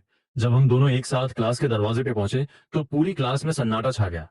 वो स्कूल ब्यूटी जो कभी किसी को घास नहीं डालती थी, आज मेरा हाथ पकड़कर चिपकी हुई थी। ये नजारा सबके होश उड़ा देने वाला था। लगता है चंद छात्र पहले ही पहुंच गई, तभी क्लास टीचर दरवाजे पर दिखाई दिए। वो की, अपनी जगह पर बैठ जाओ। मैंने बिना किसी को भनक लगे सीयू का हाथ धीरे से हटाया। जैसे ही मैं बैठा, चिंचांचियो की गुस्से भरी आवाज सुनाई दी। वो की, तुम्हारा इसके साथ क्या चक्कर है? मैं सवालों से बचना चाहता था, इसलिए बात घुमा दी। चलो टीचर की बात सुनते हैं। मेरा नाम चेन सीयू है, हैरान होने की जरूरत नहीं है। सीयू की रोबीली नजरें पूरी क्लास पर घूमी और सबने चुपचाप अपना सिर झुका लिया। और जैसे ही उसकी नजर मेरे बगल वाली सीट पर पड़ी, उसकी भौहें तन गई। वहां बैठी चेन की आंशियों भी पीछे नहीं हटी और उसे घूरने लगी। ऊंची, तुमने तो कहा था तुम उसे अभी अभी मिले हो। मुझे यहाँ बैठना है, क्या तुम अपनी जगह छोड़ सकती हो? सीयू सीयू चेन चांचू के सामने खड़ी हो गई और उसकी सीट की तरफ इशारा किया। मैं अपनी सीट तुम्हें क्यों दूं? चांचू ने भी कड़े तेवर दिखाए। दोनों के बीच जबरदस्त कोल्ड वॉर शुरू हो चुका था। सीयू का चेहरा नहीं बदला। उसने शांति से कहा, सिर्फ इसलिए क्योंकि मैं और वुकी पक्के दोस्त हैं, जैसे कि और कोई नहीं है। वुकी मेरा सबसे जिगरी यार ब्रदर है। इतना कहकर क्यांचो ने मेरे कंधे पर हाथ रख दिया। तुम्हारी हरकतें कुछ ज्यादा ही बढ़ रही हैं। तुम थोड़ी डबल स्टैंडर्ड नहीं हो रही? अभी तुम इसका हाथ पकड़ कर आ रही थी और अब सिर्फ दोस्ती की बात कर रही हो। क्यांचो उसे नफरत से देख रही थी। लगता है तुम्हें मुझसे काफी शिकायतें हैं, पर मुझे तुम्हारा शुभ नाम नहीं पता। मेरा नाम चेन कैंचियो है। अगर बदला लेना चाहती हो तो ले लो, मैं डरती नहीं हूँ। क्यांचियो ने सीधे अपना परिचय दे दिया। वुकी, क्या इन दोनों के बीच लड़ाई हो जाएगी? बॉय ने सहन कर धीरे से पूछा। शायद नहीं, मैंने कड़वी मुस्कान के साथ सिर हिलाया। क्लास होने की वजह से सीयू ने झगड़ा नहीं बढ़ाया। उसने बस पहली रो के कुछ बच्चों को वहां से हटाया और अकेले मेरे ठीक आगे वाली सीट पर बैठ गई। ब्रेक होते ही बाकी बच्चे खौफ के मारे वहां से भाग निकले। क्लास में सिर्फ हम 4 ही बचे थे। दोपहर हो गई है सीयू, क्या तुम नहीं जाओगी? इन दोनों की वजह से मेरा दम घुट रहा था। मुझे कम से कम एक को तो वहां से भेजना ही था, वरना ये दुश्मनी किसी बड़े धमाके में बदल जाती। चेन चियांचो अपनी जगह से हिलने को तैयार नहीं थी, इसलिए मैंने सीयू को मनाने की कोशिश की। वो की, क्या तुम मुझे कहीं ले जाना चाहते हो? सीयू की आंखें चमक उठी, जैसे उसने मेरा इशारा बिल्कुल नहीं समझा हो। वो की सिर्फ हमारे साथ रहेगा, वो कहीं नहीं जाएगा। चियांचो ने तनकर बैठते हुए कहा और दुश्मनी भरी नजरों से सीयू को देखा। वो धीरे धीरे मेरे और करीब खिसकने लगी। चैन छात्र, एक दोस्त के नाते क्या तुम अपनी सीमा पार नहीं कर रही हो? जैसे ही हमारे कंधे टकराने वाले थे, सीयू का चेहरा काला पड़ने लगा। तुम्हें क्या? ये मेरे और वुकी के बीच की बात है। चांचू ने उसे पूरी तरह इग्नोर करते हुए अपनी हरकतें जारी रखी। तो वुकी, तुम्हें क्या लगता है? दोनों की आंखों में एक दूसरे को खत्म करने वाला गुस्सा साफ था और उन्होंने गेंद फिर से मेरे पाले में डाल दी। ये इधर कुआं उधर खाई वाली फीलिंग कैसी थी? अभी तो हमारा रिश्ता इतना गहरा भी नहीं हुआ था कि ये नौबत आए। इस खींचतान के बीच मैंने अपना ब्रह्मास्त्र चलाया, टाइम स्टॉप। अगर मैं वक्त नहीं रोकता तो ये दोनों पक्का एक दूसरे के बाल नोच लेती। स्कूल के मैदान में चंसियू मुझ पर झुककर मेरा हाथ ऐसे पकड़े हुए थी जैसे कोई हथकड़ी हो। मेरे वहां से निकलने के बाद दोनों लड़कियां अलग अलग रास्तों पर चली गईं, पर सीयू तो जादुई रूप से फिर से मेरे सामने खड़ी थी। सीयू, क्या तुम अब शांत हो? तुम्हें क्यों लगा कि मैं गुस्सा हूं? उसकी मुस्कान तो थी, पर वो तूफान से पहले वाली शांति जैसी लग रही थी। क्योंकि मैं तुम्हें वहां छोड़कर भाग आया था। तुम्हारे भागने से मैं खुश हूं। क्यों? मैंने हैरानी से पूछा। क्योंकि अगर तुम नहीं भागते तो हमें अकेले वक्त बिताने का मौका कैसे मिलता? पर अगर तुम्हें माफी चाहिए तो तुम्हें मेरे साथ एक खास जगह चलना होगा। इतना कहकर वो मुझे खींच कर ले गई। सीयू, हम कहाँ जा रहे हैं? हर कार है, पूछो मत, बस गाड़ी में बैठो। सामने वही आलिशान ब्लैक रोल्स रॉयस खड़ी थी। पिछली सीट पर बैठते ही सीयू भी मेरे बिल्कुल करीब आकर बैठ गई। सीयू, क्या तुम थोड़ा उधर हो सकती हो? जगह काफी थी, पर वो मुझसे चिपकी हुई थी। नहीं, मेरी गाड़ी में सब मेरी मर्जी से होगा। उसका रुतबा फिर से लौटने लगा था। जैसे ही कार चली, मुझे अपनी जांघों पर भारीपन महसूस हुआ। सीयू, तुम। उसने अपनी आंखें बंद की और अपना सिर मेरी गोद में रख दिया। जब लड़की लेटी हो तो बोलना नहीं चाहिए। उसकी बड़ी बड़ी आंखें सीधे मुझे निहार रही थी। पर तुम ऐसे गिर सकती हो। मुझे यकीन है कि तुम मुझे गिरने से पहले थाम लोगे। उसे रत्ती भर भी फिक्र नहीं थी, बल्कि उसने और आरामदायक पोजीशन बना ली। ठीक है, लेटी रहो। उसका भरोसा इस हद तक था कि मैं कुछ नहीं कह पाया। कम से कम लिंगडी की हरकतों से तो ये तकिया बनना ज्यादा आसान था। बिना उस रोबीले अंदाज के वो शांत सोती हुई सीयू और भी ज्यादा अट्रैक्टिव लग रही थी। कार चलती रही और अंदर सन्नाटा छाया रहा। उस माहौल में मैंने भी पीछे की तरफ सिर टिकाया और आराम से सो गया। मुझे नहीं पता था कि मेरे सोते ही सीयू ने अपनी आंखें खोल ली थी। सो जाओ, तुम्हारे सोने के बाद ही तो मैं अपनी मनमानी कर सकती हूँ। एक कोमल आवाज मेरे कानों में गूंजी और मैं नींद के आगोश में था। पता नहीं कितनी देर सोया, पर सपने में मुझे बहुत ही कोमल एहसास हो रहे थे। सपने में कुछ मेरे बहुत करीब था, पर साफ नहीं दिख रहा था। उस कोमल चीज की वजह से मेरी सांस फूलने लगी। जब सांस लेना मुश्किल हो गया तब मेरी आंख खुली। आंख खोलते ही मैंने खुद को एक अनजान जगह पाया। वो की हम पहुंच गए हैं। ये सीयू की आवाज थी। मैं पूरी तरह होश में आया। ये कौन सी जगह है? जाहिर है मेरा घर। उस आलीशान और रईस कमरे को देखकर मैं दंग रह गया। आधी नींद में ही मुझे घर उठा लाया गया था। सीयू ने मेरे कंधों को पकड़ा और मुझे प्रिंसेस कैरी गोद में उठाकर खड़ी हो गई। मैं उसकी गोद में था और वो अपने परिवार के प्रति अपनी नफरत और अकेलेपन की बातें सुना रही थी। वाकई आपने बहुत कुछ सहा है। मेरे दिल से ये बात निकली। बड़े घरानों की चमक धमक सिर्फ दिखावा होती है। जिस दिन मेरी माँ मुझे छोड़कर गई, वो मासूम लड़की उसी दिन मर गई थी। सीयू ने मेरे कान में बड़े धीमे स्वर में कहा। वो जितनी शांत थी, उसके अंदर का तूफान उतना ही गहरा लग रहा था। सीयू, अगर कभी मदद की जरूरत हो तो तुम बेझिझक मुझसे कह सकती हो। अकेली पूरे खानदान से लड़ना कोई आसान खेल नहीं था। अब जरूरत नहीं है। मेरे पिता और वो सब जो मेरे खिलाफ थे, मैंने उन सबको रास्ते से हटा दिया है। सीयू ने अपना सिर मेरी पीठ से टिका लिया। माहौल शांत था, पर मुझे लगा जैसे आसपास का तापमान गिर रहा हो। बुची, क्या तुम जानते हो कि फैमिली हेड मालकिन बनने के बाद मेरी सबसे पहली ख्वाहिश क्या है? नहीं, शायद इंतकाम। मेरी सबसे बड़ी ख्वाहिश है तुम्हें अपने घर की बहू बनाकर लाना, ब्याह कर लाना। सीयू की इस अचानक बात ने मेरे हाथ पांव ठंडे कर दिए। मुची, क्या तुम मना करोगे? उसका पूरा रुतबा जाग चुका था और कमरे में एक अजीब सा दबाव महसूस हो रहा था। ये मना करने की बात नहीं है, पर ब्याह कर लाना क्यों? मैंने बड़े संभल कर कहा, ताकि उसे और ठेस न पहुंचे। बेशक, मैं तुम्हें इस घर में लेकर आऊंगी और ये पूरी जायदाद तुम्हारे दहेज के तौर पर होगी। उसने मुझे पीछे से कसकर पकड़ लिया। उसकी सांसें मेरे करीब थी। मुझे बड़े घरानों और जायदाद में कोई दिलचस्पी नहीं है। मैंने बेबसी से समझाया कि तुम मना इसलिए कर रहे हो क्योंकि तुम्हारे घर में वो औरतें हैं। तुम्हारे उस माँ बेटी से कोई गहरा रिश्ता तो नहीं लगता? सीयू की आवाज में नफरत देखकर मैं डर गया। सीयू, कोई गलत कदम मत उठाना। वो कि तुम डर रहे हो, मैं तुम्हारी धड़कनें महसूस कर सकती हूँ। वो बड़े शांत स्वर में बोल रही थी। वाकई मैं डर गया था, क्योंकि ये लिंगदी और यूअर दी की सलामती का सवाल था। तुम उस लिंगदी पर बहुत भरोसा करते हो ना? ये भरोसा नहीं, एहसान है। मैं अंदर से टूट रहा था, पर सीयू उतनी ही रिलैक्स होती जा रही थी। कैसा एहसान? क्या तुम उसके दामाद बनना चाहते हो या उसके पति?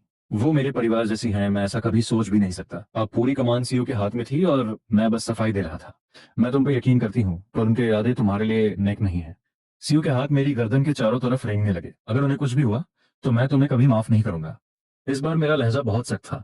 मुझे उसकी घबराहट महसूस हुई। पूछी, तुम उन औरतों के लिए मुझे धमकी दे रहे हो? तो फिर मेरे लिए तुम्हारे दिल में क्या जगह है? सीयू की आवाज कांपने लगी। सीयू, तुम बहुत अच्छी हो और हम मौत के साथ ही जिगरी दोस्त हैं, है ना? पर तुम जानते हो, मैं सिर्फ दोस्त बनकर खुश नहीं रहने वाली। सीयू का हमला इतना तेज था कि मैं निरुत्तर हो गया। क्या हम तुम्हारे परिवार से बढ़कर नहीं हो? जवाब दो। उसने एक ऐसा सवाल किया जिसका जवाब देना नामुमकिन था। वो मुझे सबसे पहले मिले थे। इससे पहले कि मैं अपनी बात पूरी करता, उसने मुझे रोक दिया और पीछे हट गई। मैंने मुड़कर देखा। सीईओ के चेहरे पर एक ठंडी मुस्कान थी। लगता है पहले आने वालों को फायदा मिल गया। मैंने उसके लेबल्स में बदलाव देखा। यानदेरे, पॉसेसिव, एक्स कुल्हाड़ी। मैं बुरी तरह डर गया था। इस युद्ध की घोषणा के बाद मुझे लगा कि मेरी शांत जिंदगी अब खत्म हो चुकी है। अच्छी खबर यह थी कि वो मेरे परिवार को नुकसान नहीं पहुंचाएगी, पर बुरी खबर यह कि सीयू अब लिंगदी और मेरे आसपास की हर लड़की के खिलाफ जंग छेड़ने वाली है। आंख खुली तो देखा कि मैं अपनी क्लासमेट की माँ की बाहों में हूँ। उस मिर्चा सुंदरी को देखकर मेरा फिर से वही हाल हुआ। वो जागी, मुझे चूमा और मेरे सामने ही कपड़े बदलने लगी। उसकी पीठ की वो चमक। खैर, स्कूल वापस लौटते समय मैं क्लास में नहीं गया। मैंने बाहर जाने का नाटक किया और देखा कि लिंगदी कार लेकर खड़ी थी। कार में बैठते ही उनकी खुशी साफ दिख रही थी। उन्हें मुझे लेने आना बहुत पसंद था। वो की, क्या हुआ? तुम्हारी तबीयत तो ठीक है? उन्होंने मेरी बेचैनी भाप ली और पास आने लगी। नहीं, कुछ नहीं। मैं जितना छुपा रहा था उतना ही अजीब लग रहा था। पक्का कुछ बुरा हुआ है। तुम मुझसे कतरा रहे हो। लिंगदी की भौहें तन गईं और उनकी नजरें मुझ पर डर गईं। वाकई कुछ नहीं है, मैं कमरे में जा रहा हूँ। तुम उनसे भाग रहे हो। पक्का मुझसे भाग रहे हो? लिंगदी का असली स्वभाव बाहर आने लगा। उन्होंने मेरी कलाई कसकर पकड़ ली। मैं भाग नहीं रहा दीदी, प्लीज हाथ छोड़िए। मैं जितना बोलता उतना ही फंसता जा रहा था। मैं बस कमरे में जाकर ये सोचना चाहता था कि आगे क्या करना है। तभी घर की घंटी बजी। पूछी, तुम यहीं रुको, मैं देख कर आती हूँ। लिंगदी ने मुझे वहीं रुकने का हुक्म दिया। कहीं भागना मत। नहीं दीदी, मैं यहीं हूँ। मैंने अपना हाथ छुड़ाया और गहरी सांस ली। मैं चाहता तो कमरे में जा सकता था, पर लिंगदी के पास मास्टर की दूसरी चाबी थी, इसलिए चुपचाप वहीं इंतजार करने लगा। पर जब वो वापस आई तो उनके पीछे दो लड़कियां थीं और लिंगदी का चेहरा गुस्से से काला पड़ चुका था। वो की, गुड आफ्टरनून। आने वाले और कोई नहीं, बाओयू और चेन चांशियो थे। मैंने सपने में भी नहीं सोचा था कि मेरे ये क्लासमेट्स मेरे घर पहुंच जाएंगे। लड़कियों को घर पर देखकर लिंग दी का पारा 7वें आसमान पर था। वो की, क्या तुम इनका परिचय नहीं दोगे? ये कह रही है कि ये तुमसे मिलने आई हैं। लिंग दी की आवाज में भयंकर जलन जलसी थी। मैंने तो कहा था कि स्कूल में मेरी कोई लड़की दोस्त नहीं है, और आज दोपहर में ही ये धमाका हो गया। दीदी, ये क्यांशियो है, ये सब मेरे साथ पढ़ते हैं। वायु पीछे दुबक गया, पर चैन च्यांशियो ने बड़े कॉन्फिडेंस के साथ अपनी बात रखी। हैशटैग घर में घमासान, आंटी का वार और दीदी का पलटवार। आंटी नमस्ते। हम स्कूल में वोकी के सबसे करीबी दोस्त हैं। चैन च्यांशियो के होठों पर एक शरारती मुस्कान थी। साफ था कि उसने जानबूझकर आंटी कहकर आग लगाई है। ये सुनते ही लिंग युए युए एक पल के लिए सन्न रही।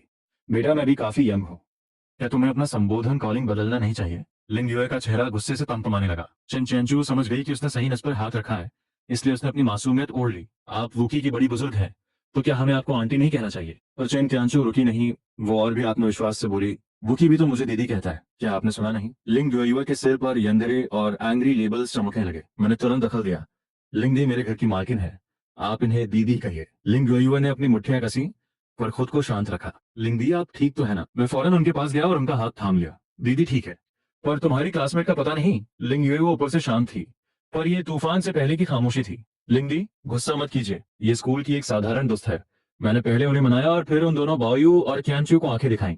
वो की, मैं इसे दीदी कह सकती हूँ, पर क्या तुम्हें अपना संबोधन नहीं बदलना चाहिए? चेन क्यांचू ने कड़वाहट से कहा।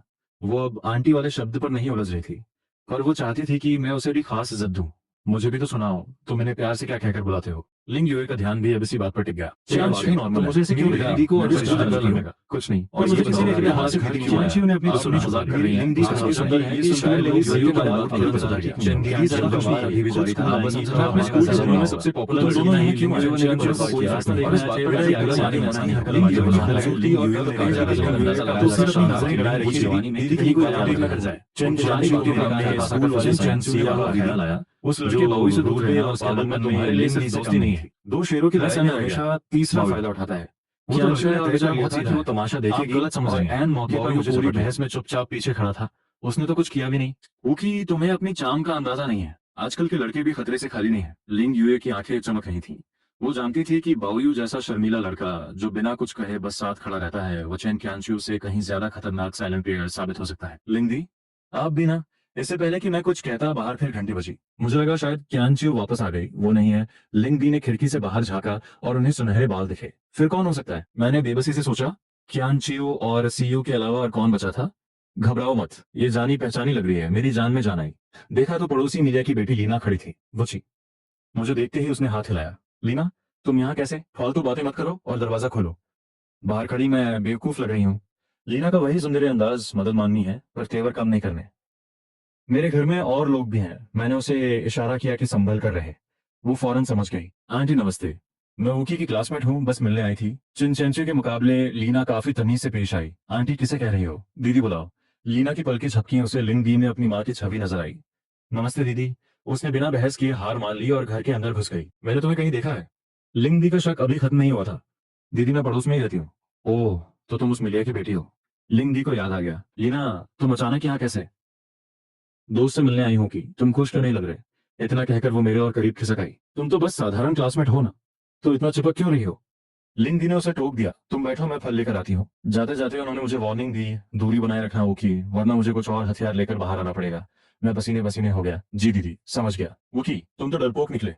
लिंग दी के किचन में जाते ही लीना अपने असली रूप में आ गई। जैसे ही वो मेरी तरफ बढ़ी, मैंने उसे रोका। दूर रहो लीना। तभी एक और आवाज आई, भाई ये कौन है? यूएल दी वापस आ गई थी। मेरा सिर फटने लगा। अभी माँ को संभाला ही था कि अब बेटी भी आ गई। लिन यूएल की नजरें सीधे लीना पर गड़ी थीं। अभी तक बताया नहीं, ये अंदर कैसे आई? वो अपने लंबे पैरों से चलती हुई दबाव बनाने लगी। यूएल दी, ये लीना है, पड़ोसियों की बेटी। मैंने फिर वही रटा रटाया इंट्रो दिया। तो तुम नीलिया आंटी की बेटी हो? बिल्कुल अपनी माँ पर गई हो। यूएल दी और लिंग दी का रिएक्शन एकदम सेम था। वो कि क्या ये तुम्हारी बड़ी दीदी है? लीना को यूएल दी के सामने अपनी प्रेजेंस कम लगने लगी। लीना बहन, तुम हमारे घर में क्या कर रही हो? लिन यूर ने सीधे मेरी बगल वाली सीट पर कब्जा कर लिया। लीना की भौएं तन गई, क्योंकि वो वहां बैठना चाहती थी। मैं वूकी की क्लासमेट और पड़ोसी हूँ, मिलना तो बनता ही है। वो लिंग दी के सामने तो शरीफ थी, पर लिन यूआर को वो अपनी दुश्मन मानने लगी थी। अगर तुम भाई से दूर रहो तो मिलना बनता है। लिन यूआर ने ठंडे स्वर में उसे बीच से काट दिया। मैं तो नहीं रहूंगी। लीना का भी पारा चढ़ गया और वो वहीं डटी रही। भाई, इसे छोड़ो।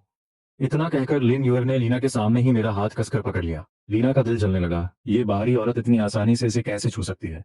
इसे खड़ा रहना है तो खड़ी रहे, देखने दो इसे, लिन यूर ने नफरत से कहा। यूएडी ने मेरा हाथ थामे रखा और मेरे और करीब झुक गई। लीना के सामने वो जानबूझकर बहुत ज्यादा क्लोज हो रही थी। ये बहुत ज्यादा हो रहा है, लीना चिल्लाई। इसमें क्या ज्यादा है? ये मेरा भाई है, तुम जैसे बाहरी लोगों के लिए नहीं। लिन यूएर ने उसे घूरते हुए जवाब दिया।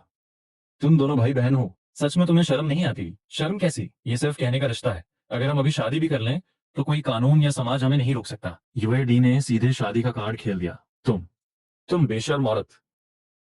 लीना बुरी तरह भड़क गई। ठीक उसी पल लिन भी किचन से फल लेकर बाहर आई।